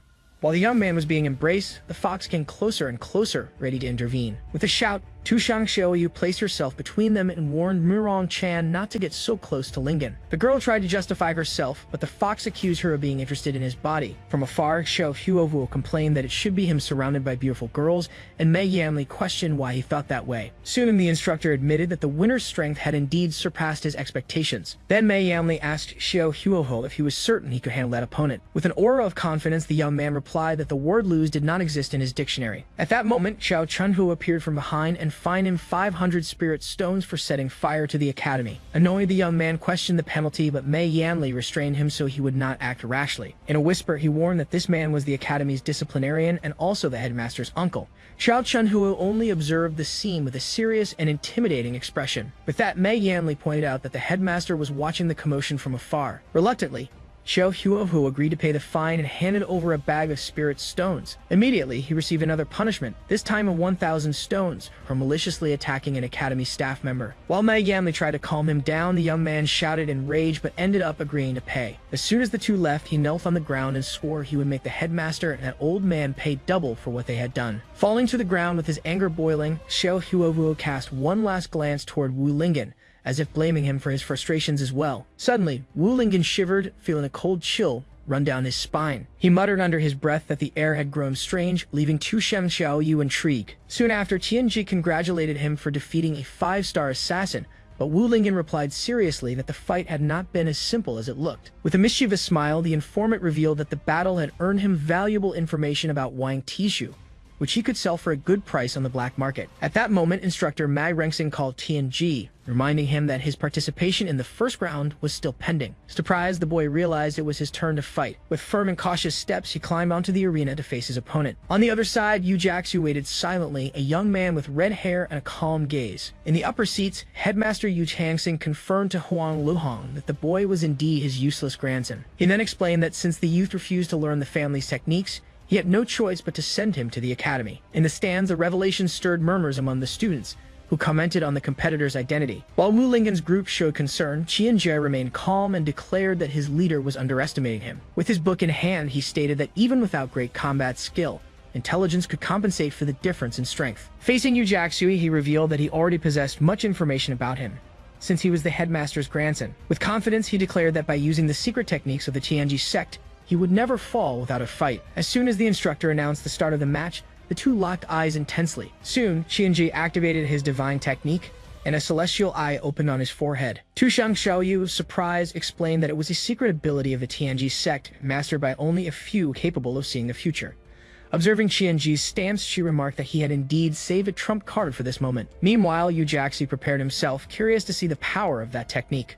Focused, Qianji began the Tianji deduction. The technique revealed that there was an 85% chance that Yu Jiaxu would open the fight with an earth-based attack. Immediately after, Yu Jiaxu used the Earthen Rock Surge, forcing Qianji to quickly leap aside to dodge. From afar, Yu Jiaxu watched as the boy balanced himself atop one of the rocks. With a confident smile, Tianjai declared that he had already calculated that attack and thus would not be hit. Impressed with his precision, Wu Lingen commented on the boy's movements, and Tu Xiaoyu confirmed it was the effect of the technique. She explained that the celestial eye allowed Tianji to access the divine thoughts of the Tianji ancestor as if he were possessed. At that instant, a powerful aura appeared behind him, revealing the imposing image of an ancestral spirit. As the young warrior prepared for her attack, a red aura began to surround her hands. With that, Tianji's technique revealed that the chance of an earth-based attack combined with martial arts was 90%. Immediately after, the girl charged forward at high speed, using the Shining Trail technique to close in on her opponent. Without panicking, the boy simply raised his hand to the exact position indicated by his premonition. The moment the enemy's fist approached, he managed to block the strike with precision. Even with the block, the force of the impact landed squarely on his face. With the blow, the young visionary was thrown backward and fell unconscious onto the arena floor. While his opponent looked on, the boy remained on the ground, completely defeated. From the stands, Wu Lingen and Tu Xiaoyu shouted the student's name, shocked by the result. Even injured, the boy was already back on his feet, scribbling in his notebook about the need to calculate the difference in strength next time. Right after finishing his notes, he fainted again, leaving Wu Lingen even more worried. At that moment, instructor Mai Rengxing congratulated the young master on his victory, while Wu Lingen wondered if his companion would be alright. In the upper seats, the headmaster remarked on the fighter's progress but lamented that he still refused to use the Yu family techniques. After the fight, the victor looked toward the instructors in the sky and then turned to leave the arena. With that, instructor Mag Rengsing authorized him to step down from the stage. Soon after, Wu Lingen carried his colleague on his back, praising him for his strength and his third eye technique. With his face swollen, the boy replied that he didn't need to learn such things, but Wu Lingen regretted having little talent for it.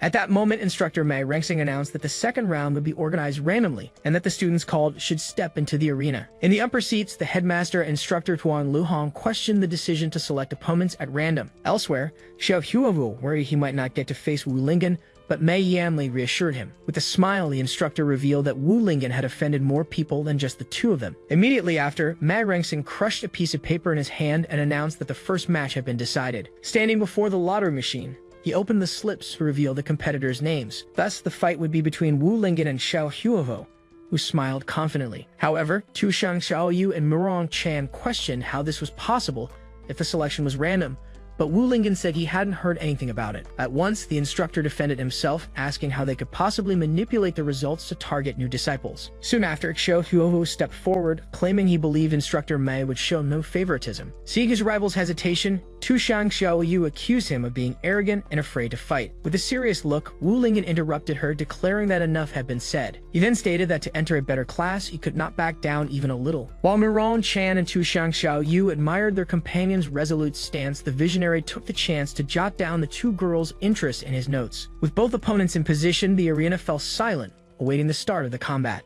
With a smile, Xiao Huowo remarked that he hadn't expected his rival to actually have the courage to step up and fight. He then charged forward, determined to settle both old and new grudges at once, striking the arena floor with his weapon. Moments later, Tu Shang Xiaoyu complained about the surprise attack, but instructor Mei Rengsing pretended he had already announced the start of the match. Irritated, the fox concluded that everyone in the academy seemed to be targeting her brother. In the arena, the two fighters exchanged a series of high-speed blows. With a swift move, the aggressor created an afterimage to confuse his opponent. As soon as a spectator shouted a warning, Wu Lingen was already turning toward the strike from behind. He then delivered a quick punch and Xiao Huoho admitted that the boy's speed was indeed impressive. Immediately afterward, a massive explosion of blue energy spread across the arena. Without retreating, the challenger used his own arm to block the advancing blue flames. With this, the opponent declared that he had already deciphered his fighting style and would not allow him to get close. Feeling the heat of the energy, Wu Lingen blew on his own hand to cool it. Suddenly, the boy's expression changed as he realized something important. With a shout, Xiao Huoho invoked the 3000 Fire Dragons technique, summoning two massive creatures of blue flames. With that, the high temperature of the flames forced his opponent to retreat as he realized he could not block the strike with his body. From afar, Mei Yanli observed with satisfaction, encouraging the attack to corner his rival. Meanwhile, Baidi watched the fight, waiting for Wu Lingen to finally reveal his demonic techniques. Cornered at the edge of the arena, he saw his enemy preparing a new strike to finish him once and for all.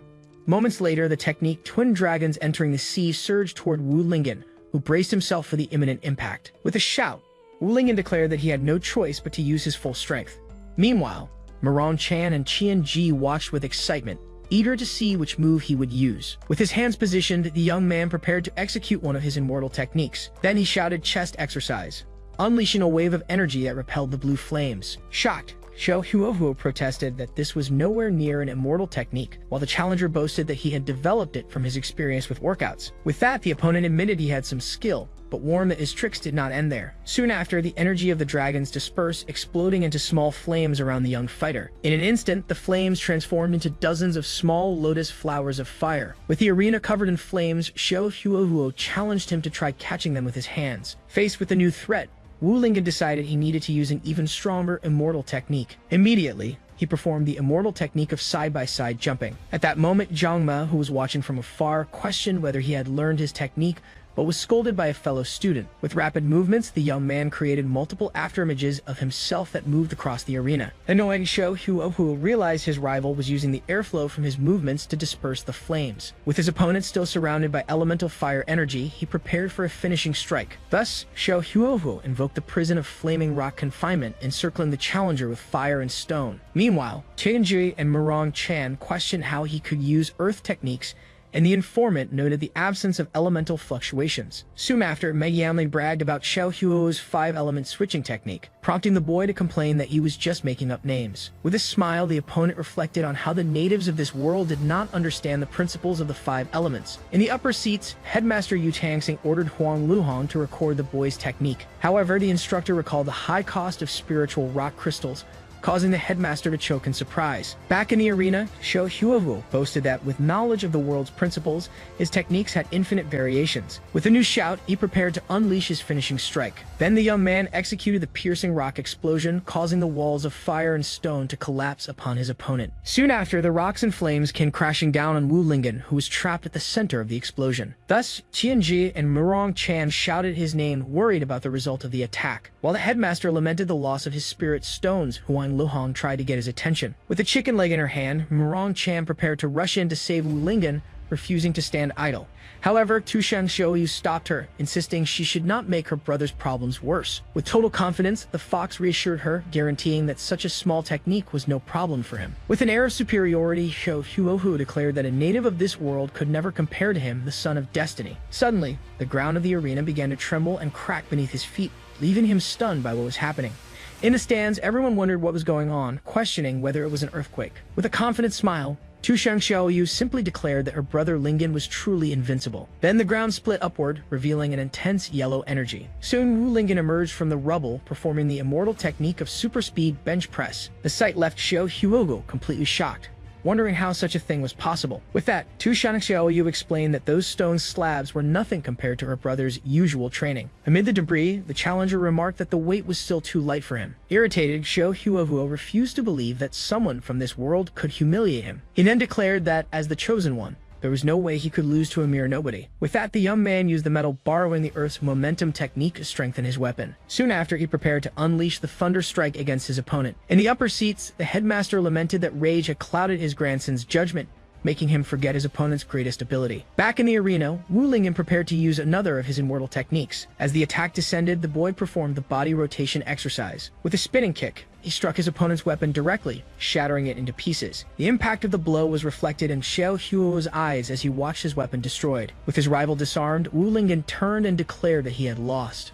In the stands, Tu Shangxiu and Murong Chan cheered his strength and victory. From afar, Meng Yanli grew irritated, questioning how his fighter could lose to a boy without cultivation. With victory secured, the challenger began to walk away, leaving his enemy behind. Fallen on the ground, Sho Hyuwoo screamed, refusing to accept defeat and ordering him to stay where he was. He then rose to his feet and begged Master Dan to lend him strength, determined not to lose that way. Thus, Master Dan appeared and questioned the request, refusing to risk his soul for a mere admission test. Faced with the refusal, the young Sho Hyuwoo argued that his coming to this world would have no meaning if he failed in such a basic challenge. Because of this, he remembered his past life as an ordinary student who was ridiculed for reading comics on his way to school. In his memories, he wondered why he was the target of laughter and wished he had the power of a protagonist to take revenge. Suddenly, the memory of a warning shout pulled him out of his thoughts. Soon after, the image of a desperate driver emerged as a truck rushed toward him. At that moment, he recalled the instant he realized he had been transported into the world of a comic. In this new beginning, he became a young master rejected, constantly humiliated by others who threw mud at him. Still, he looked at a ring on his finger, determined never again to be treated as useless. Shortly afterward, he remembered that inside the ring lived the spirit of a powerful cultivator called Master Dan. With the help of his mentor, he quickly advanced in his cultivation and reached the stage of key refinement. As soon as he gained strength, he made all who had bullied him pay the price. His remarkable performance made him stand out among the members of his generation and earned him the respect of his family. Afterward, he revealed that his goal was to become the patriarch to prove he was no longer weak. Back in the present, he declared that because he possessed a special ability,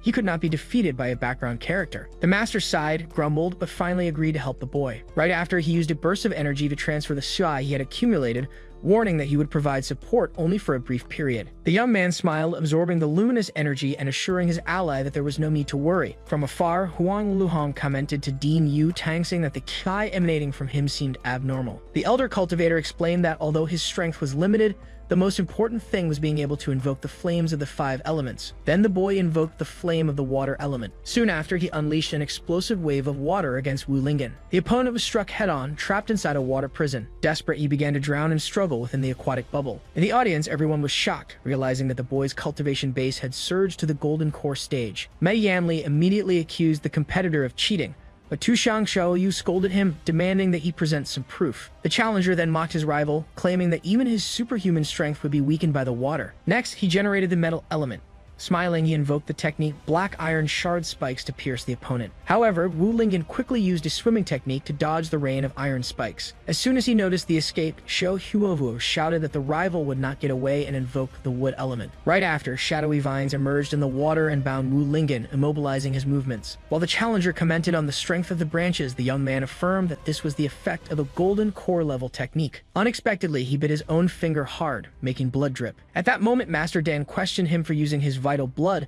but the boy replied that he only had enough energy for one more strike and needed to guarantee victory. With that, he explained the cycle of generation of the 5 elements, preparing to combine all the powers. Little by little, all the energy concentrated in his hand, forming an intense light. Next, he fired the attack Celestial Tyrannical Slash of Primordial Sky at the imprisoned opponent. Immediately, the audience panicked upon realizing the battle exceeded the level of key refinement and shouted for help. At the last moment, Dean Yu Tangsing leaped toward the arena to intervene. Quickly, he released a red energy barrier to suppress the shockwave of the attack. While the barrier contained the explosion, a student commented that enrolling there had been the right decision despite the Dean's exposed prosthetic leg. Behind his attack, the young man shouted that he would no longer be ignored and that he needed to win at any cost. The energy beam finally struck the water prison head-on, completely engulfing Wu Lingen's silhouette. Even inside the bubble, the opponent apologized and clenched his fist tightly, causing the vines to break apart. The boy then observed his enemy's reaction. Wu Lingen declared that he had a greater reason not to lose. He then prepared to use an immortal art technique called Common Direct Punch. The blow collided directly with the energy beam, making the challenger's cloak fly backward from the impact. Not understanding the force of that strike, Xiao Huohu observed the clash. Soon,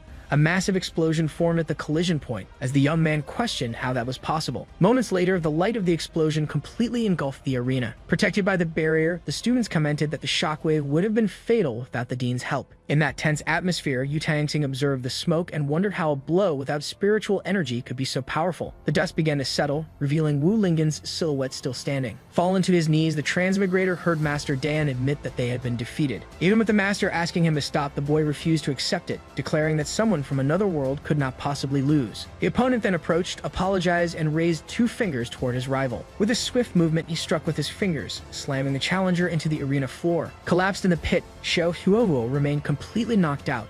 Afterward, Wu Lingen cast a glance at his defeated rival and revealed that, in truth, he too was a transmigrator. From afar, Mei Yanli grew irritated, questioning the true strength of the victor. With the victory made official, Wu Lingen was acclaimed by the crowd as the announcer declared his name. As soon as he stepped down from the arena, Tu Shang Xiaoyu and Murong Chan embraced him, praising his strength and the impressive punch. A little embarrassed by the attention, the young man commented that the effort of the fight had left him greatly drained of energy. Murong Chan quickly reassured him, saying she had plenty of food for him to recover. At that moment, she pulled out a giant piece of meat from inside her clothes to offer to the fighter. Tu Shang Xiaoyu immediately scolded her, asking her not to keep her storage pouch in such a strange place. In response, Murong Chan said that Spot had the most space, leaving the fox girl flustered. While the young cultivator ate, the fox observed her rival and decided she would learn to cook so she would no longer give her any advantage. Soon after, Mei Yanli interrupted the group, asking if they weren't going to step down so the next competitors could fight. As he walked away, the victor had a sudden idea and stopped midway. Next, he ran back toward Xiao Huohu,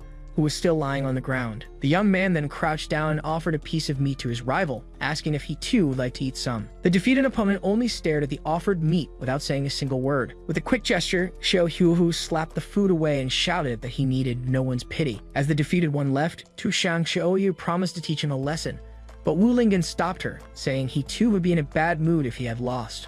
Right after, Murong Chan questioned his generous attitude, to which he explained that he held no grudge since they were compatriots. With that, the 2 girls looked at him without understanding the meaning of that word. From afar, Mei Yanli observed the young man walking away and mocked him for calling himself the chosen of the heavens. He then decided he would need to think of another way to deal with Wu Lingen.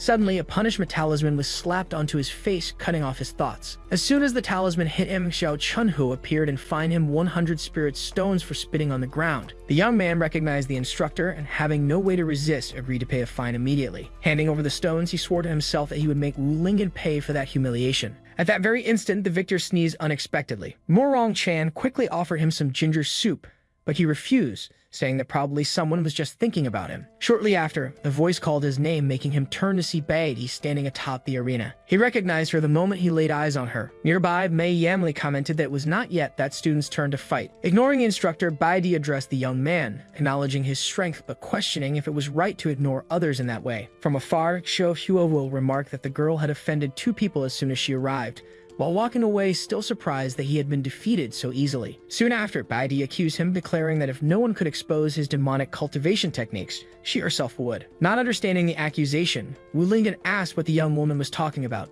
Next, she asked Mei Yanli to advance her match and he agreed, explaining that it would be necessary to draw an opponent. The instructor only smiled when the student refused the draw. With sword in hand, Baidi challenged all advanced level students to step onto the arena and face her, with the exception of Wu Lingyan. In the audience, a disciple asked if she thought herself invincible for having superior cultivation, to which another replied that, in truth, that was already enough. Watching the scene, Xiao Huohuo commented to Master Dan that this was the woman of his interest, but the spirit retorted that she seemed to have eyes only for Wu Lingyan. The elder then reminded his disciple that Wu Lingyan himself was also a transmigrator, advising him to stop dreaming of being the son of the heavens and to focus on his training. The young man, however, replied that having a rival with the same origin only confirmed his status as the chosen, which left the master irritated. With a determined look, he promised himself that he would overcome every difficulty and crush his opponents. Faced with the situation, Huang Lohong asked the dean if this was not against the rules, but Yu Tangxing replied that it was good to see some spirit in the youth. The dean then asked Baidi if she was certain of her decision,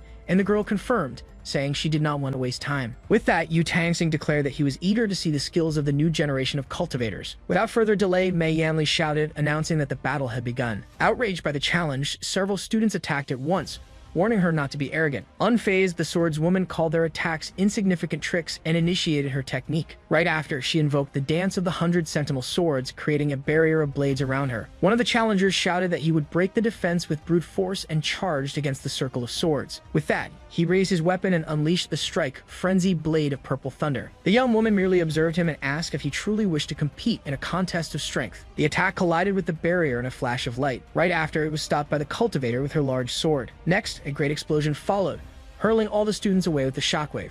The challenger who had led the attack was flung out of the arena with the impact. Moments later, he crashed hard onto the ground before the other spectators. In the audience, Zhangme commented that she was indeed the greatest genius of the generation, having defeated the young master of the Savage Blade sect with a single strike. Xinji added that the swordsmanship of Yujin Peak was truly impressive, while the victor observed the fallen opponents. Soon after, Qianji turned to Zhang Mei and asked why he had not stepped into the arena since he too had been promoted. With a smile, the young master replied that he would not lose to a mere subordinate, leaving Qianji puzzled by such pride. Suddenly, Bai Di noticed movement coming from the dust.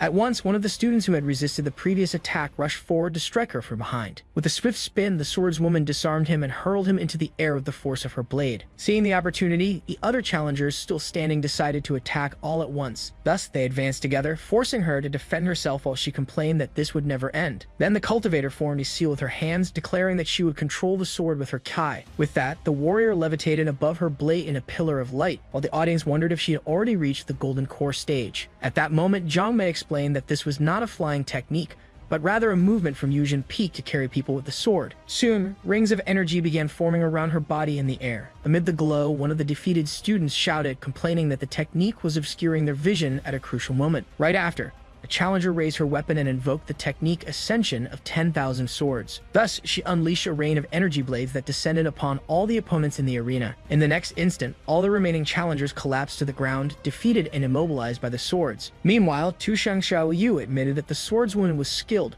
but still inferior to Wu Lingyan. Moments later, one of the fallen students tried to speak, but only spat blood. The wounded one questioned why he had been hit, while another suggested the young warrior had done it on purpose. From afar, a masked man observed the cultivator land in the arena. The stranger then muttered to himself that she had grown even stronger. Soon, the announcer officially declared Bai Di the victor of the challenge. As soon as the fight ended, the winner turned and fixed her gaze on Wu Lingyan. Then she challenged him, declaring that it was time to settle their unfinished business. Without hesitation, the young man walked toward her and asked if she didn't need to rest, but received the reply that it was unnecessary. She then stated that defeating those opponents had cost her almost no energy. Faced with the scene, Dean Yu Tangxing remarked to Huang Lohong that he would let the 2 strongest students of that class compete. Right after, Huang Lohong released several monitoring drones to record the battle. The small machines then hovered over the defeated competitors in the arena.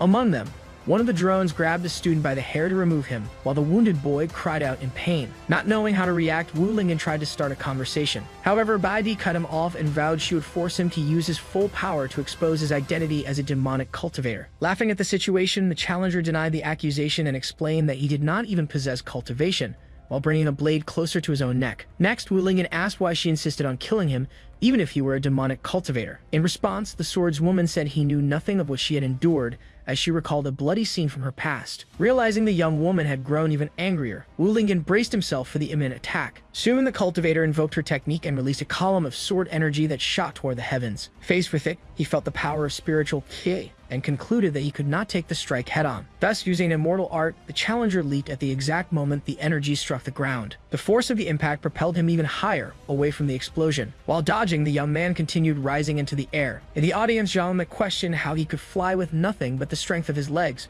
while Tianjie praised him. In the air, Wu Lingyan remarked that he had finally managed to escape the attack. Suddenly, the swordswoman appeared, flying on her blade, and challenged him to escape her next strike. Soon after, she prepared her sword again, gathering energy along the blade. Then she unleashed a massive vertical slash of energy toward her opponent. The attack struck the arena floor with destructive force, raising dust and debris. As the strike ended, the warrior landed amidst the smoke, fragments fallen all around her. At that moment, the pavilion master questioned whether the fight was too dangerous, but the dean considered the test interesting. With that, the cultivator readied herself to face the immortal art coming her way. Suddenly, Wu Lingyan appeared and blocked the sword energy with his bare hands. Muron Chan was stunned at the sight, while Tu Shangshouyu declared that his strength was unimaginable. Even so, the challenger pressed forward, determined to force him to reveal his true trump cards. Still, she invoked a technique that created a vortex of swords in the sky above his head. Next, the young woman unleashed a rain of spiritual blades at her rival.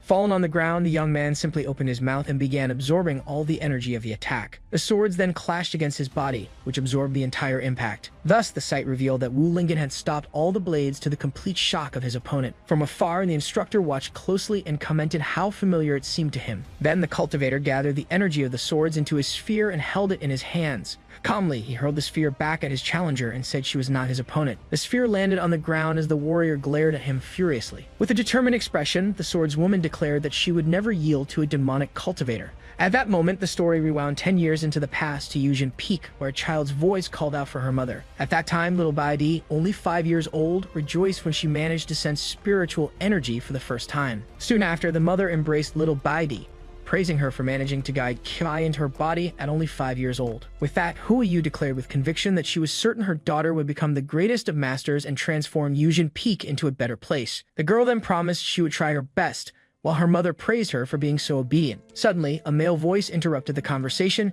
telling her not to raise the child in such a naive way. At that instant, Bai Jianren, the girl's father, criticized her for being proud of merely sensing Kai, stating that she would never be able to lead the sect that way. Hua Yu immediately scolded him, reminding him of his own failures in childhood, but he retorted that talent without a strong heart was useless. Ignoring her husband, the mother called her daughter to celebrate her birthday with a special meal. As they walked together, Hua Yu explained that the father was right and that, being a woman, she would have to become even stronger to lead the sect. With those words of encouragement, the little girl immediately sat down to meditate, promising to train hard until she reached the key refinement stage. From afar, the father watched silently and said he would return later to check on her progress. As soon as he turned away, he hid in a corner. Concealed, the man began to cry, questioning if he had been too harsh with his words. Unexpectedly, his wife appeared and startled him, saying she had hurt him because he was making too much noise. She then teased him for acting so severe when he hated to see his daughter suffer, but he replied that he needed to be a strict father and leader to guide her.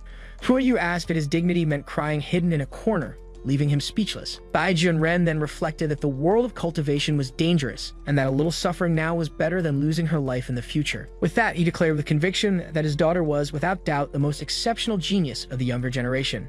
That night, the mother watched the little girl meditate, thinking she would need to bring more clothes for her because of the wind. Meanwhile, Yujin Peak remained silent under the moonlight. Alone in the garden, little Bai Di continued practicing her cultivation. While meditating, she thought she was very close to finally reaching the key refinement stage. Determined, she focused even more, resolved to grow stronger so that her parents would stop fighting. Suddenly, a shadow with a demonic aura appeared behind her without her noticing. Right after, her mother approached with a tray of snacks, asking her not to train so late. At that moment, the shadow transformed into a large demonic figure with a red aura, while Hua Yu screamed her daughter's name. At the same time, another presence revealed itself. A demon with sword and shield appeared on the nearby rooftop. The girl's mother then identified the figure as a demonic cultivator. Startled, Hua Yu dropped the tray of food on the ground. Despite the chaos, little Baidi remained focused on her cultivation, repeating to herself that she was almost there. High above, a violent clash of red and blue energy erupted. At the same time, the girl approached the key refinement stage. With a final cry, the little girl finally advanced in her cultivation. Next, she turned and asked her mother how she had discovered her breakthrough so quickly. With no time to celebrate, Hua Yu embraced her and shouted for her to flee from the demonic cultivator looming above them. She then pushed the girl away and ordered her to find her father, taking the enemy's strike in her place. Dust rose with the impact of the attack. Moments later, Bai Junren arrived with the guards and asked what happened. His eyes widened immediately. Before him, the demon had its sword embedded in his wife's chest as she shielded their daughter with her own body. With a furious roar, the patriarch invoked a chain technique to bind the intruder. Chains of energy wrapped around the enemy's body, immobilizing him. While the adversary was restrained, Junren leaped into the air, preparing a final strike with his sword. With all his strength, he delivered a devastating slash down upon the demon. After defeating the creature, the father rushed to support Hua Yu and tried to reassure her, saying everything was fine. The daughter then cried out that her mother was bleeding too much, but he only replied that he already knew. With her last breath, the woman apologized. As she died, she lamented not having taken better care of her daughter, leaving little Baidi stained with blood. With a final desperate call, Hua Yu's hand fell lifeless to the ground. The little girl then tried to wake her, begging her to open her eyes. Next, the father turned to his daughter and reminded her that this was her birthday. He held her tightly. Weeping, Bai Junren handed her a sword and told her to protect herself since her mother was no longer there. Back in the present, the cultivator declared she would never surrender to a demonic cultivator, while Wu Lingen insisted he was not one of them. With tears in her eyes, Baidi swore to use her sword to exterminate all demons, while the young man was shocked, unable to understand why. The young woman then stated she knew ordinary strikes would not work against him, but that he should not underestimate her. Right after, she explained that although her father had forbidden her from using that technique before reaching the golden core, she had no other choice against such a powerful enemy. She then raised her sword and recited the same incantation her father had used in the past. The dean and Huang Lohong watched closely, while the pavilion master identified it as Yujin Peak's mortal strike against demons. Yu Tangsing looked at the scene with concern. However, upon executing the technique, the young woman spat blood. Wu Lingen grew worried about her condition and tried to offer help. Suddenly, the same chains of energy her father had once used appeared and bound the young man's body. With her opponent immobilized, the cultivator prepared to deliver her extermination technique. Immediately after, she unleashed the final sword strike, shouting the name of the technique with all her might. The attack struck the arena floor with devastating impact, raising a massive cloud of dust and debris.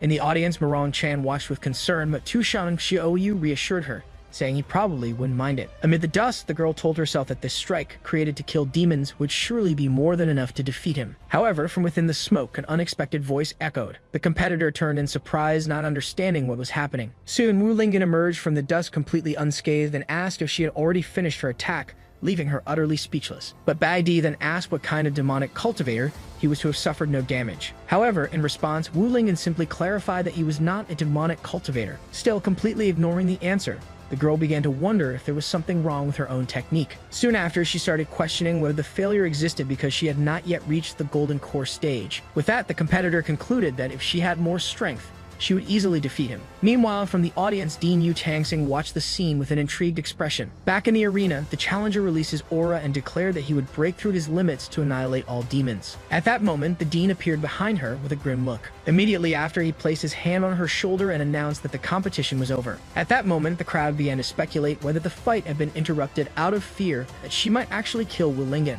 However, a masked man stated that it was already too late to stop anything. As soon as he finished speaking, he pointed and fired an energy projectile toward the arena. The attack pierced through the battlefield and struck Bai Di on the back of the neck. Beside her, the dean sensed a strange aura forming around the competitor's body. Yu Tangsing then turned with a wary expression as he realized something was wrong. Immediately, a shadow with an aura emerged from the ground, taking the form of a creature. Soon after, the demon let out a roar that echoed throughout the arena. Faced with the scene, the dean reacted with an irritated expression. As the creature grew, he wondered how a demonic cultivator had managed to infiltrate the event. With that, he ordered the instructors to protect the students while he dealt with the threat himself. After confirming his command, Bai Di fell to her knees on the ground, not understanding what was happening. At that moment, the demonic creature turned and charged toward one of the students. Seeing the scene, the competitor relived the memory of a demon attacking her family in the past. Soon after, the The monster leaped to strike, while the dean rushed to intercept it. Even wanting to fight, the girl realized her body was completely paralyzed. To protect her, Yu Tangsing stepped in front and blocked the demon's blow. Meanwhile, from the audience, the masked man commented that the situation was not chaotic enough yet. Next, he gave the order for his followers to begin acting. At once, several shadowy creatures appeared all across the arena. Thus, Examiner Huang Luhong realized there was more than one demonic cultivator present. In turn, Instructor Mei Yamli offered to hold back the creatures, telling Xiao Chunhu to take the students to a safe place. With a confident smile, he declared that the demons could not harm him because of his sacred body. As soon as the creatures attacked him, they were all repelled by a barrier of energy surrounding his body. At that moment, from the stands, the students commented that despite appearances, the Academy's instructors were truly reliable. Finally, Chushang Xiao Yu watched the battle with a curious expression on her face. After the attack, Mei Yamli remained standing without a single scratch, to everyone's surprise. Meanwhile, Dean Yu Tangsing prepared to shield the competitor from the larger creature. Soon, the demon struck him with a powerful punch that was blocked at the last second. With glowing eyes, he activated one of his special combat techniques. Next, the dean fired a barrage of energy from the skies that struck all the demons at once. Thus, the students watched the explosion, while one of them remarked on the master's impressive skill. Right after the strike, however, Yu Tangsing showed great physical strain. At the same time, Baidi recovered and prepared to attack the creature approaching from behind. The demon, however, charged at high speed and struck before she could react. At the moment of impact, the girl turned with a look of surprise on her face. Unexpectedly, Wu Lingyan appeared and blocked the attack with only one hand, saying that girls should not be bullied. Surprised, she asked why she was being saved after everything she had done. With that, the young man asked if the creature was her pet, making her even angrier. The young woman then explained that even though she treated him as a demon, he still helped her. With a smile, Wu Lingyan replied that what mattered was kindness in one's heart, a lesson he had learned from his father. Right after, he stated that he considered her a good person, and therefore he could not allow her to be defeated. Next, Baidi warned him about two demons charging from behind. Without turning, he readied one of his techniques. With a swift spin, he executed a strike that unleashed a wave of energy. The impact of the technique completely disintegrated the two creatures instantly. From afar, the dean remarked that this boy was interesting for being able to defeat such a threat. Then Yu Tangsing released his aura and prepared to eliminate the remaining demons. The master then unleashed a rain of energy projectiles that struck the entire arena. The larger demonic creature, however, began to rise again from the rubble. Because of its roar, both of them stood still for a moment. At that instant, Wu Lingyan realized the creature was transforming and prepared to act. With a quick movement, he used a technique to intercept the sword strike. Thus, he managed to stop the blade with his bare hands, while the monster roared. The girl, however, declared that she also needed to fight and ready her weapon again. Soon after, she broke free and rushed forward alone to strike the demonic creature. With a precise blow, the competitor managed to hit the monster's arm directly. Next, Baidi looked up, celebrating the success of her strike. While the monster remained standing, Wu Lingyan remarked that she truly was a good person. The creature's body then began dissolving into a liquid that spread across the ground. Seeing the scene, the young woman stood in the middle of the substance, not understanding what was happening. Suddenly, Baidi collapsed to her knees as she realized the monster was poisonous, leaving Wu Lingyan on high alert. While holding the sword, Wu Lingyan noticed that the poisonous mist was far stronger than before. Suddenly, the blade was pulled back. Right after, the creature lunged forward to crush them, while Baidi shouted for him to be careful. Even trying to move, the young man realized his body was completely paralyzed by the poison. With that, the girl jumped in front of him and used her own sword to block the strike. As she tried to resist, she admitted that she couldn't hold on for much longer. In a final effort, Wu Lingyan grabbed her and managed to escape the attack. The creature's strike then slammed into the ground with force, raising a cloud of dust. Seeing him unharmed, the competitor asked why the poison wasn't affecting him, but he couldn't answer. With that, she suggested that perhaps he had antibodies from a previous encounter. The young man then asked if she had faced a monster like that before, but he was interrupted. Even though she wasn't affected by the poison, the girl admitted that she wasn't sure if she could defeat that demon. Upon hearing the word, Wu Lingyan remembered his father and thought that demonic cultivators didn't look like that. Unexpectedly, the monster began undergoing a new transformation. The creature then let out a deafening roar that echoed throughout the arena. As it roared, Baidi was thrown back by the force of the impact. Fallen to the ground, the young man urged her to use her special strike against the monster. The competitor, however, revealed that her hands were trembling and no longer obeyed her. Suddenly, the mysterious hooded man appeared with a smile on his face. With an air of superiority, he declared that this was the perfect moment to save the day. Beside him, Master Dan advised him to be cautious, but he boasted that the plot favored him. Next, Xiao Huowu turned to Baidi and told her to just sit back and watch his show. At the monster's roar, the young woman prepared to fight even without strength. The newcomer then clasped his hands together and began focusing his energy. Soon he materialized a massive sword in his hands, preparing for the attack. With weapon in hand, the hooded man leaped toward the monster to strike. The blow cut through the air and hit the creature's side with great impact. From afar, Wu Lingyan warned him about the poison released from the monster's arm. With a smile, He replied that he already knew that. Next, Xiao activated a technique that cloaked his body in flames. The technique transformed into a fiery dragon that charged at the demonic creature. With that, the clash of their strikes generated an explosion that lit up the entire arena. Soon after, he retreated into the air and prepared to deliver the finishing blow. The hooded man then raised his weapon and attacked with a vertical slash. Unexpectedly, the monster managed to block the blade with its own arm, leaving him stunned. The creature then shattered the energy sword and flung him away with the impact. Wounded, he refused to retreat, declaring that as the chosen one, he would fight to the end. In response, the demon launched several shadowy projectiles at him. From afar, Baidi watched the scene completely frozen. Soon, the girl recognized the technique as belonging to Yujin Peak and began to question the monster's identity. The creature then roared and charged at high speed. Seeing the danger, Wu Lingen leaped in front of her and shielded her with his own body, being pierced in the back. While holding her, he said that this was to repay the favor from before. Suddenly, Dean Yutangsing appeared, cloaked in a fiery aura, shouting at the monster for harming his students. Next, he manifested a gigantic form of energy and declared that the creature would die. The lesser demonic creatures rushed to attack the master's manifestation of energy. Completely surrounded, Yutangsing cursed that group of demonic cultivators. From afar, the masked man commented that the real show could not be interrupted yet. While holding him, Baidi asked how she could cure him of the poison, but he said he was already out of strength. Hearing this, Tianjia remembered that the only way to neutralize the poison was with antibodies. With that, the girl raised her sword and declared she would use her own blood to save him. Suddenly, a shadow darted toward them at high speed. The monster then leaped into the air, ready to crush them both with a single blow. Realizing she wouldn't have time to cut her wrist, the competitor looked at Wu Lingen. Without hesitation, she held his face and kissed him in front of the entire arena. The kiss continued as debris from the previous attack fell around them. Completely shocked, Xiao fell to his knees, unable to believe the scene he was witnessing. The crowd erupted in an uproar, while one of the students remarked that he had already suspected their relationship. Muron Chan placed a hand over her chest, while Tushang Xiaoyu screamed furiously for her to let him go. In the next instant, the creature's attack struck the ground, but the two had already vanished. As soon as the kiss ended, Wu Lingen activated one of his techniques with his hand glowing. Right after, he leaped into the air carrying the girl and prepared a deadly punch against the monster.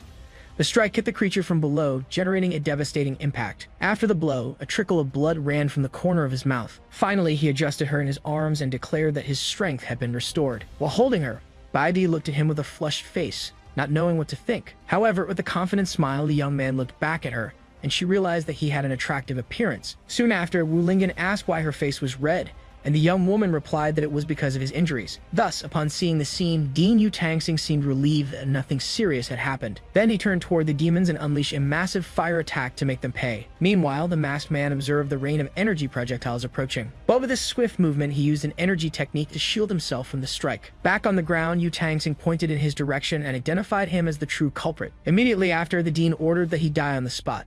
Thus, the hand of his manifested energy advanced to crush him once and for all.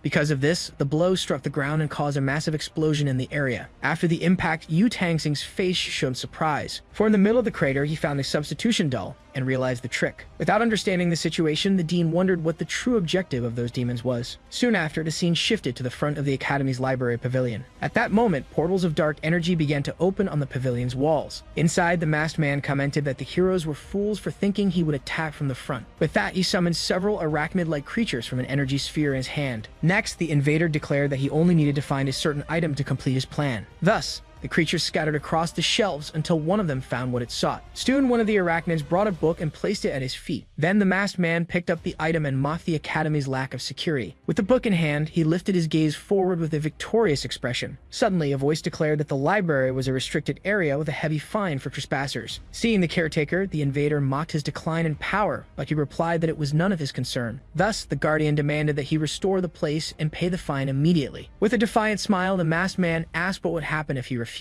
At that moment, the caretaker warned him not to say he had been told and lunged forward to strike with his broom. In the next instant, however, the guardian's body was pierced by a counterattack. From the impact, he was hurled out of the building with tremendous force. Meanwhile, from the main arena, Yutangsing saw the explosion and realized something had happened in the library pavilion. With that, he ordered the other instructors to protect the students, as he would check the situation himself. Immediately after, a figure soared through the air at high speed toward the pavilion. Watching the scene, Chushang Xiaoyu remarked that the world seemed about to enter an era of chaos. Back inside the library, the caretaker used his long beard to strike at the masked man from a distance. However, the invader mocked him for causing even more destruction than himself despite being the guardian. Without a scratch, the man reappeared and added a repair fee to the invader's fine. Soon after, the masked man's arm detached and fled through a dark energy portal carrying the book. With his body regenerating, he complained that the old man remained irrational even after so many years. For his part, the guardian simply observed him with a stern expression without retreating. Then he declared that there was no need to be reasonable with demons and charged forward to attack. Thus, the caretaker struck with his broom, but it was blocked by a barrier of dark energy. Even with the block, he kept up the pressure and managed to shatter the opponent's defense. Right after, a different glow appeared in the guardian's eye as he prepared for the next move. With a swift spin, the masked man struck directly. The caretaker, however, managed to hold it back with the broom's handle and neutralize the attack. With that, the force of the impact generated a wave of energy that destroyed part of the pavilion. Facing the guardian, the invader declared that the power he had accumulated over the years was beyond imagination. Then he recalled the time he was nearly killed in the past at his peak. In his memory, the red-bearded man appeared with a sword,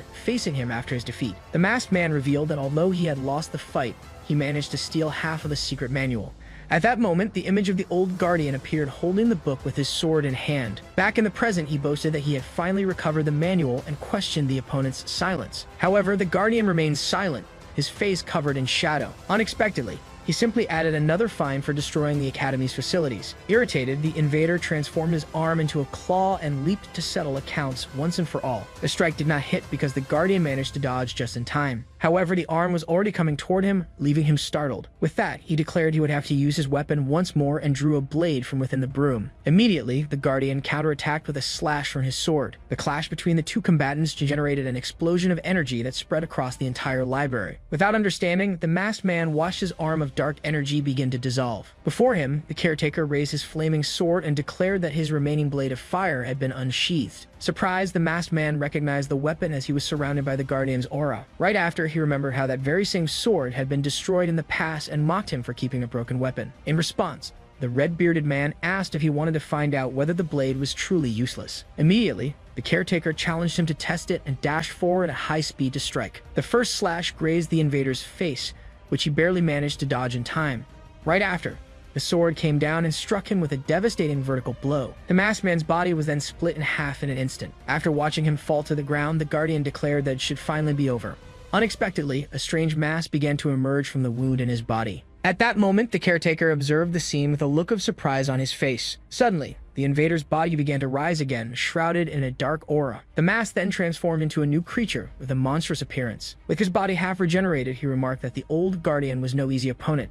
Faced with the transformation, the caretaker questioned what kind of demonic technique he had trained. As he stood, the masked man stated that his goal had been accomplished and that he would return once he had mastered the manual. With sword in hand, the guardian declared that he would not let him escape again. The invader then threatened him, saying that the academy he protected would be destroyed if he followed. Even as the dark energy surrounded him, the caretaker remained still, refusing to retreat. With a furious cry, he prepared to unleash all his power. At that instant, he ran his own arm along the sword's blade to activate it with his blood. With the weapon cloaked in aura, he vowed that he would not let him escape. The masked man laughed and dared him to try as a wave of energy surged forward to strike. The guardian then leaped into the air and clashed with the enemy's dark energy. Suddenly, Dean Yu-Tangsing arrived at the scene and asked if his uncle was alright. Kneeling on the ground, the caretaker scolded him for his recklessness and his age. With the sword in hand, he stated that he would have killed the invader if not for the academy's protection. Next, the dean supported the wounded guardian and asked who was responsible for the attack. The uncle then revealed that the invader was Sima Yu, an ancient and powerful demonic cultivator. Hearing the name, Yu-Tangsing reacted with surprise, recalling the legend of the demon. He then explained that in order to defeat him in the past, the Alliance of the Righteous had sent more than 30 specialists. A vision of the past then showed the guardian and the other warriors joining forces to face Sima Yu. It was revealed that the demon was only defeated after the sacrifice of more than 20 masters. The caretaker then said that Yu-Tangsing should have already realized that this was no ordinary demonic technique. Next, he clarified that Sima Yu's power consisted of controlling the heart demons within people. The dean confirmed that his instincts were correct and that the attackers were manifestations. Even with the guardian insisting that he needed to kill him,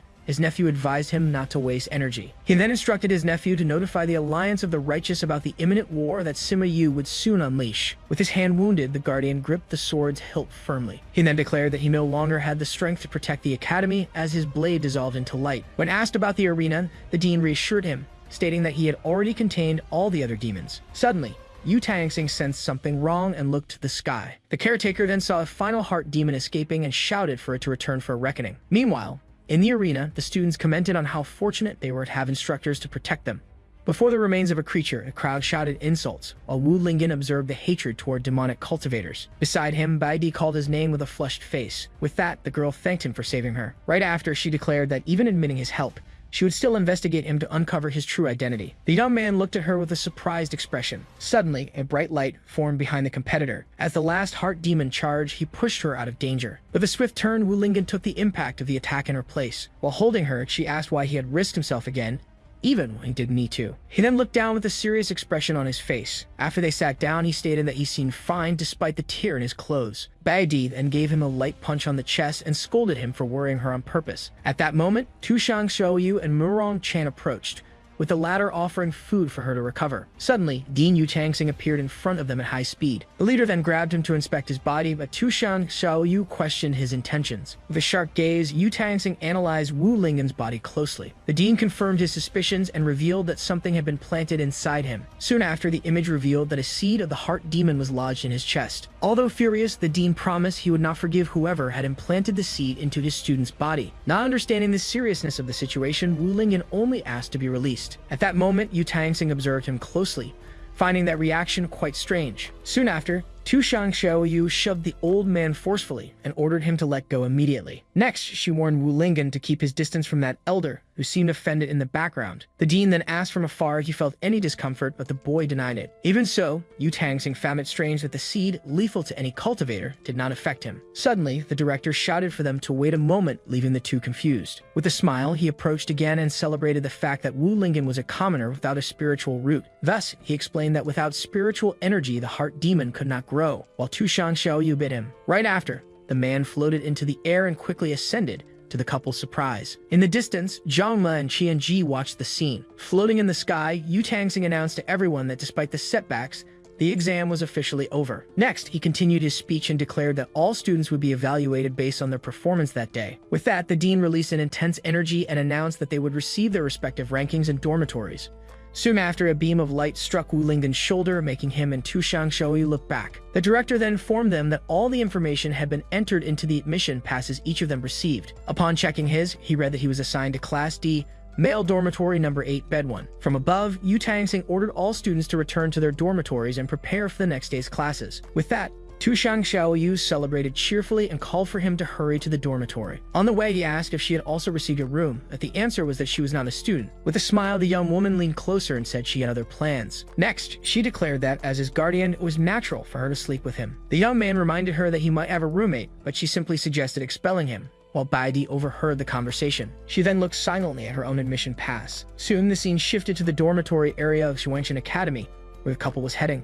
Carrying his belongings, Wu Lingyan commented that the dormitory was in the most remote location and with the weakest concentration of energy. Tushang Xiaoyu grew furious that they placed him there after his performance, but he accepted it since he was a newcomer. Shortly after, they arrived at a sign indicating Male Dormitory Number 8. Upon opening the door, he noticed a light on and commented that his roommate must have already arrived. Finally, peeking inside, he introduced himself politely, but fell silent when he saw who it was. Suddenly, Wu Lingyan found himself face to face with Baidi coming out of the bath, covered only by a towel. Slamming the door shut, he gasped in shock, while Tushang Xiaoyu questioned him. He then looked at the sign again and confirmed to himself that this was indeed Male Dormitory Number 8. Next, he recalled the kiss in the arena and concluded that what he had seen must have been just an illusion. With that in mind, he decided to open the door once more to confirm his suspicions. Soon he saw Baidi with her back turned, finishing getting dressed, and again fell silent. Next, he closed the door once more and wondered if he was under the effect of some illusion art. At that moment, Baidi opened the door from inside, surprising the two outside. Tushang Xiaoyu immediately questioned what she was doing there,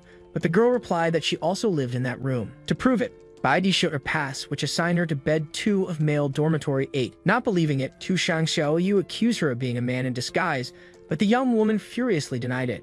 Wu Lingyan intervened to confirm that Baidi was a girl, which made his guardian suspicious of how he knew. With that, Baidi explained that she had swapped places with his original roommate, who was now in the best female dormitory. When Wu Lingyan asked why she wanted to stay there, the girl grabbed him and said it was to observe him closely. Baidi explained that she needed to learn his methods, since he was the first person of her age to defeat her. The young man processed the phrase of her age, while a note revealed that he was actually 20,000 years old. After that, he finally entered the room with his belongings. He warned that living together would be troublesome, but the girl said what happened was just an accident. Baidi further argued that if he could live with a fox, he could live with her too, which irritated Tu Shangxiaoyu. Next, she promised she would only observe him in silence, making him reluctantly agree. Tu Shangxiaoyu then called him to bed, ignoring Baidi, but he asked if they would really sleep together. She pulled him to her side and said there was no other place, and he ended up agreeing. Already lying down, he felt something watching him while Baidi was on the other bed with her eyes closed. The scene showed a candle going out and Baidi's resting face. Soon after, Wu Lingyan asked Tu Shangxiaoyu if the Academy's invaders were really demonic cultivators. He continues, saying that their techniques seemed different from those his father and the others use. With that, Tu Shangxiaoyu decided she no longer needed to hide his secret. She then revealed that they were not ordinary demonic cultivators, but rather heart demons. As the scene shifted to Zhengyu Peak, a remote place under the moonlight, Wu Lingyan processed the information. At the same time, in a distant magic circle, astral projections discussed Sima Yu's attack on Tuanshan Academy. One of the elders was surprised that the demon was still alive after so long. Soon after, he reported that the invader had injured one of the sages and stolen a secret manual, suggesting the need for more protection. At that moment, the projection of Dean Yu Tangsing intervened to warn of an even more serious problem. With a serious tone, he revealed that the heart demon had appeared in front of all the students. Furthermore, he explained that in order to maintain stability, they had sealed the secret that such creatures were formed from the impurities of cultivators. Faced with this, he questioned how much longer they could keep the secret now that Sima Yu had returned. Then the great elder firmly declared that the current order of the world could not be broken. Shortly after, another man offered that his Tanglong Academy should help deal with the matter as part of the alliance. He further stressed that, as allies, they should face difficulties together, but the dean remained silent. Thus, the elder ended the meeting, assigning the tasks of searching and containing the information to those present. Soon, the astral projections dissipated and vanished from the magic circle. Meanwhile, a silhouette observed a sphere and questioned how the academy could still be number one after being invaded so easily. The image revealed Shen Wai Wan, the dean of Tanglong Academy, who vowed that his school would become the most powerful. Then the scene returned to male dormitory number 8, where the conversation continued. At that moment, Tu Shangxiaoyu finished her explanation, stating that this was why the heart demons were the greatest taboo in the cultivation world. After a moment of silence, she realized the young man wasn't responding and called out to him. To her surprise, Wu Lingyan had fallen asleep in the middle of her explanation, which left her irritated. Thus, she decided that perhaps it was better he didn't know all the details and adjusted herself to sleep. Shortly after, both of them fell into a deep slumber side by side.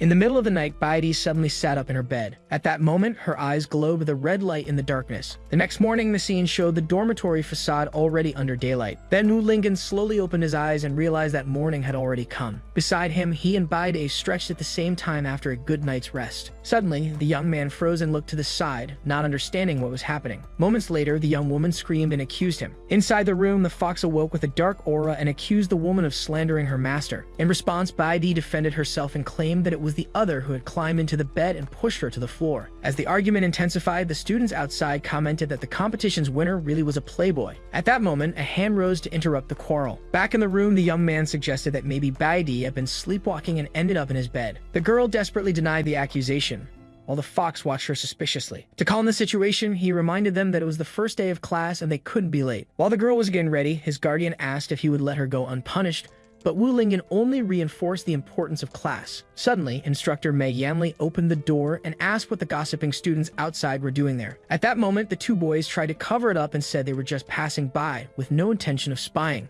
Right after, they ran to class so as not to be late, leaving Baidi watching from the doorway. Then the couple started walking toward the classroom, followed closely by the girl. On the way, the young man asked why she was following them since they weren't in the same class, but she replied that observing him was more useful. With that, the two girls started arguing again, while Wu Lingyan asked them to stop. Soon after, they arrived at the sign indicating the school building of Class D. Even amid the argument, the three entered the classroom together. As soon as they entered, TNG appeared and asked in surprise what Chief Lingyan was doing in that class. Right after, he explained that the classes had been divided by performance, with Class D intended for the worst students. The young man lamented that his talent had only placed him in the worst class, while Tu Shangxiaoyu complained that he had been ranked first. Suddenly, a voice from the front of the room ordered everyone to be silent. Then instructor Mei Yanli introduced himself and demanded absolute silence during his lesson. Both Qianji and Wu Lingyan were surprised to discover that this master would be in charge of their class. The teacher then decided that he would use one of the boys to set an example on the first day. Soon after, he shouted at Qianji for whispering and hurled a book in his direction. The object flew quickly toward the boy's face. At the last moment, Wu Lingyan caught the book and apologized, saying it had been just an instinct. The instructor glared at him angrily for causing trouble, while Tianji thanked him in relief. With a thud, Mei Yanli dropped a stack of books on the desk and ordered everyone to be quiet. Next, he announced that he would begin the first lesson at Xuanchen Academy. Soon, the books flew from the pile and distributed themselves to each student. The master explained that this was the Alliance's standard key training manual, and that they were to follow the instructions. At that moment, a student complained that everyone there should already be above the Kai refining stage, to Wu Lingen's surprise. Irritated, the instructor struck the young man with a book and said their techniques could not be compared to the Alliance's. Fallen to the ground, the boy was ignored while Bai Di questioned why Wu Lingen hadn't defended him. Next, Mei Yanli explained that the Alliance's technique was the safest and that all of them should use it. Soon after, he turned to the class and said that since they already had experience with Kai refining, they would take a test. The instructor threatened to expel anyone who couldn't guide Kai into their bodies by the end of the lesson. While the other students appeared confident, Wu Lingen was visibly nervous about the task. Holding the book, he panicked and wondered what he would do since he had no experience at all. Bai Di then closed her eyes to focus on the manual's technique. Right after, she formed a hand seal and channeled her energy according to the instructions. With that, a small sphere of power formed at her fingertips.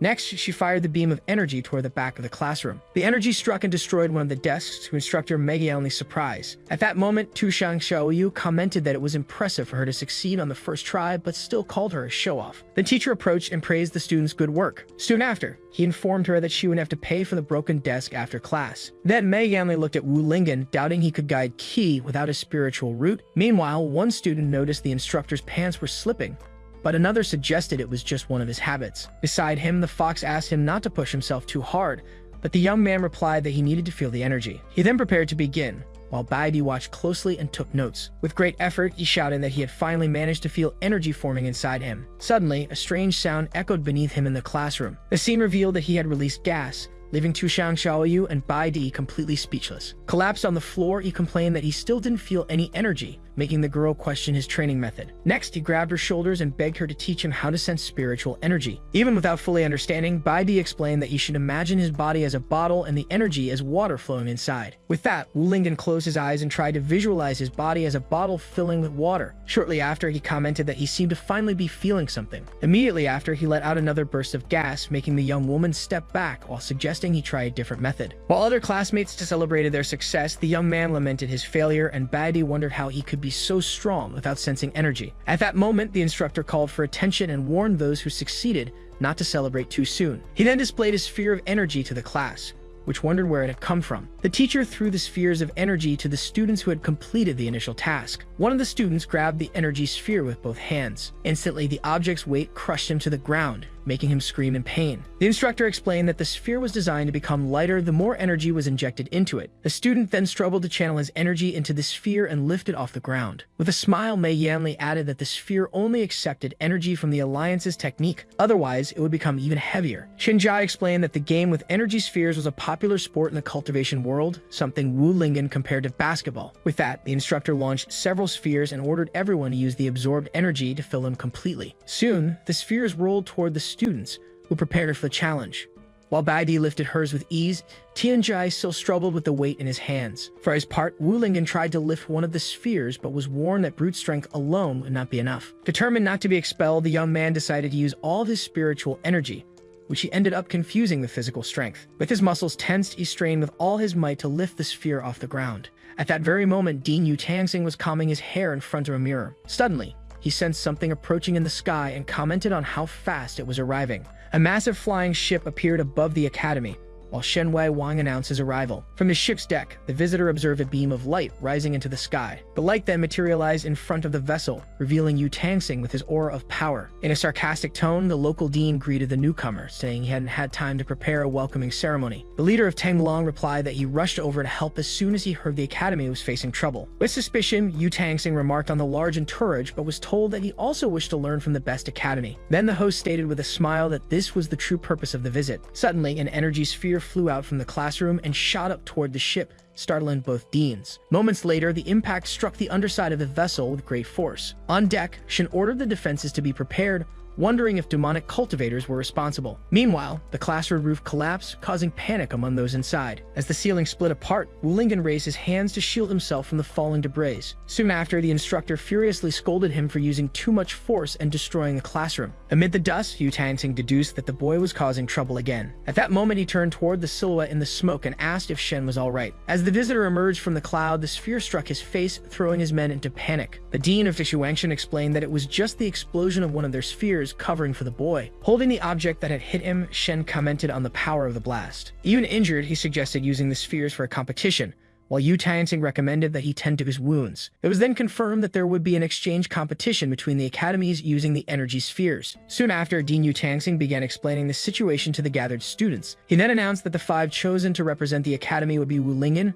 Bai Di, Qianji, Zhangma, and Shou Huohuo. At that moment, Qianji raised his hand and asked for permission to speak. He began by saying that he understood the choice of the others since they had been the best students in the admission competition. With that, he argued that his own strength was among the weakest and that he feared embarrassing the academy. The scene then focused on the young man who looked insecure about the decision. Wulingen, for his part, tried to encourage him, reminding him not to underestimate himself since hard work always brings results. Right beside him, Shou Huohuo sneered, saying that if effort alone were enough, he would already have his spiritual root. The dean intervened and stated that Qianji's ability to foresee the future would be a great advantage for the team. As soon as the first concern was resolved, Wulingen raised his hand to ask his own question.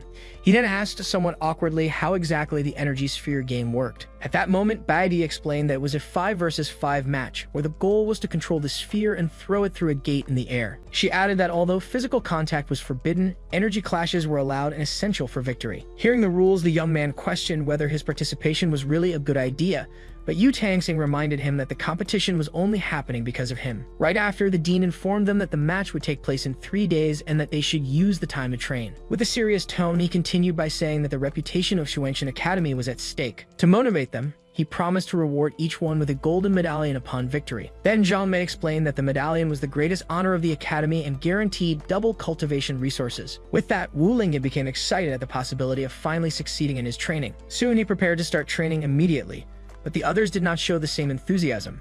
Xiao Huohuo declared that he would not train with someone incapable of using spiritual energy. Next, Zhang Mei stated that the extra resources meant nothing to him, since his family owned the academy. Bagdi then suggested that they ignore the others and train just the 2 of them, leaving Qianji aside. Holding a sphere, she explained that the more energy was injected, the greater the advantage in controlling the ball. At that moment, she challenged Wulingen to try to take the sphere from her hands, and he readily accepted. As soon as he advanced, the girl dodged and explained that the sphere could not simply be grabbed. With a smile, she watched him closely, while an aura of energy formed around her. Wulingen decided to use his speed and advanced surprisingly fast against his opponent. However, she stepped back, saying she would not make things easy for him. With the impact, his hands accidentally pressed against the young woman's chest. The girl then recoiled while the energy sphere rolled away. Right after, Xiao Huohuo accused him of doing it on purpose, but Wulingen vowed to apologize. He approached to ask if Baidi was alright, and the young woman replied that she had already put the incident behind her. The girl then averted her gaze and noticed Tushan Xiaoyu watching from afar with a dark aura.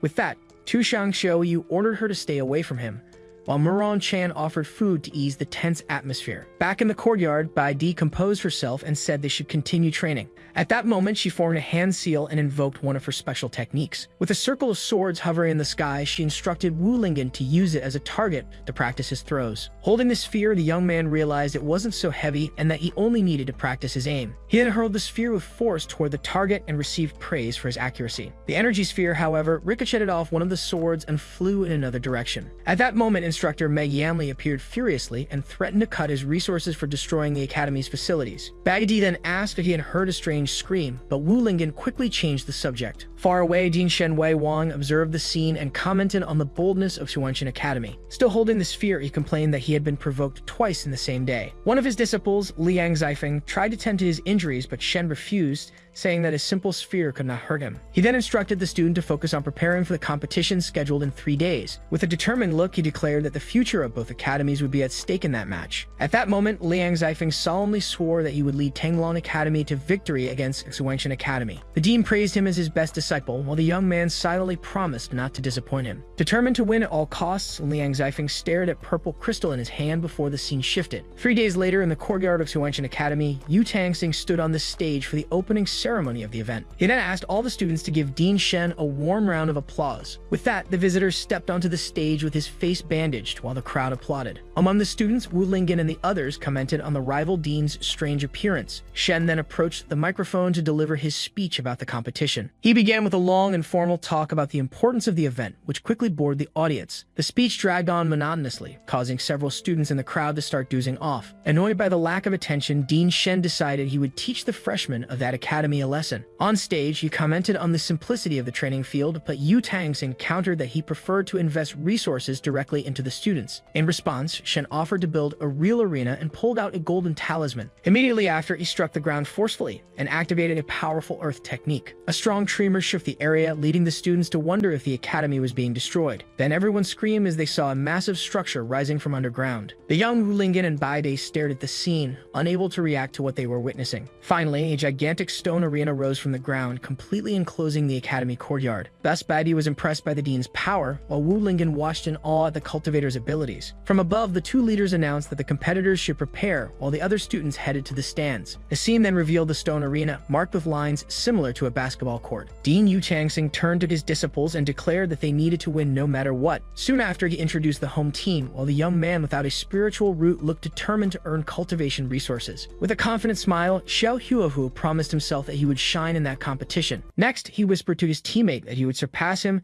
leaving the boy confused by the comment. Meanwhile, Yu Tangxing continued the introductions and announced the competitors from Tanglong Academy. The image focused on the leader of the opposing team, Liang Zifeng, who displayed an air of superiority. The scene soon revealed the rest of the rival team, Zhu Long, Lai Luing, Wan Ping, Zhen Lingyu, and their leader, Liang Zifeng. Among them, the competitor Zhen Lingyu encouraged him, but was only met with a warning not to underestimate the opponents. Looking at his master, Liang Zifeng promised that he would fulfill the old man's wish at any cost. Then Wan Ping told him to relax and insulted Zhuanshan Academy's team, calling them trash. At the insult, Qianzhu immediately reacted and shouted that they were not weaklings. The provocateur then challenged him directly, calling him useless, which made the boy even more upset. The Tanglong leader intervened, ordering his ally to stop talking as they would settle everything in the match. At this, Bai Di commented on their arrogance, but her companion noticed they were well trained. Soon, Zhang Mei confirmed the observation, leaving the rest of the team apprehensive. With a serious tone, he revealed that they were all elite talents with long training histories and undefeated in competitions. Qianji scolded him for not mentioning this earlier, but received the response that no one had asked. With a confident air, Xiao Huohuo brandished his weapon and said they didn't need to worry since he was there. He then pointed to the opposing team and declared with conviction that he would defeat them. Soon after, the boy prepared to make an oath with the weapon in hand. However, instructor Meg Yanli appeared behind him and took the object, informing him that spiritual treasures were forbidden in the competition. The Tanglong team burst into laughter, mocking him for not knowing the rules and commenting that it would be an easy match. From the stands, Dean Shen mocked Yu Tangxing about his player selection, but received the reply that his opinion was irrelevant. Shen retorted that he looked forward to seeing him admit defeat at the end of the contest. With a serene smile, Yu Tangxing warned him not to underestimate those young ones. Finally, looking at the arena, he declared that he had only placed them there because he truly believed they could win. Instructor Mei Yanli then searched the boy and ordered him to remove the training weights he carried on his body. From above the arena, Yu Tangxing shouted angrily, demanding to know where he hid so many objects. Next, the instructor explained that the match would last 1 hour, with an interval, and that the team with the most points would emerge victorious. With the energy sphere in hand, he told everyone to prepare for the start of the game. As Tanglong Academy's team positioned themselves on their side of the court, waiting for the opening whistle, the Exuanshan team also assumed their positions. Right after, the sphere was thrown into the air, along with the command to begin. Determined to get the first possession, Wu Lingyan jumped confidently, but was quickly surprised to see someone soar past him midair. Xiao Huahu leaped above him and declared that the first point would be his. Before he could reach the sphere, Liang Zifeng suddenly appeared and slapped it away, taking possession. He then passed the ball to his ally Wan Ping, who grabbed it firmly while still in the air. With control of the sphere, Wan dashed swiftly across the court, while TNG positioned himself to try to stop him. The opponent looked at him with a disdainful smile and asked if he really thought he could stop him. In shock, TNG watched the enemy's speed pass him at an incredible pace. In a single move, Wan Ping scored the first point, putting the scoreboard in their favor and leaving the boy stunned by his speed. The instructor announced the score as 1-0, while the two deans watched in absolute silence. On the winning side, the Tanglong team mocked them, saying their rivals were far too weak. Undeterred, Baidi took the ball and warned her teammates to stop fighting among themselves. With a plan in mind, she assumed the lead of the attack and advanced, counting on her allies' protection. In front of her, Liang Zifeng positioned himself, confident no one could get past him. But the young woman slipped by him in the blink of an eye, leaving him stunned. At the same moment, the other Tenglong players united to form a defensive barrier. Before they could reach her, Xiao Huovu leaped beside her and unleashed his energy, clearing a path forward. He then knocked the 3 opposing players down with a powerful energy wave. Immediately, instructor Meg Yanli showed Xiao Huohu a yellow card for maliciously injuring opponents. With the card in hand, he declared that there were no teams in the arena, only justice. Despite the foul, Bai Di continued the play and prepared to shoot the ball. Shili confidently determined to score, but Zhu Long quickly positioned himself to block the attack. At that moment, the opponent bit into a piece of meat he held. Right after, a shockwave from the ground hurled Bai Di back with great force. The scene revealed that Zhu Long had transformed into a reptilian monster and regained possession of the sphere. As soon as she hit the ground, a black shadow sped past her side. The shadow then struck the energy sphere in the monster's hands. Afterward, the ball was hurled directly to Liang Zifeng, who praised the play with satisfaction. He advanced with the sphere in hand, ready to strike the opponent's field. Zhang Ma and Qian Ji prepared to intercept him as he charged with an intense aura of energy. Without difficulty, he broke through their defense and scored the second point of the match. The instructor then announced the score as 2-0, while Zhen Lingyu praised her leader's skill. After the basket, Liang Zifeng turned to face Wu Lingen and Xiao Huovo. The two were surprised, not understanding the intention behind that look. With a confident smile, he pointed at them and declared that he would not allow them to score a single point in the match.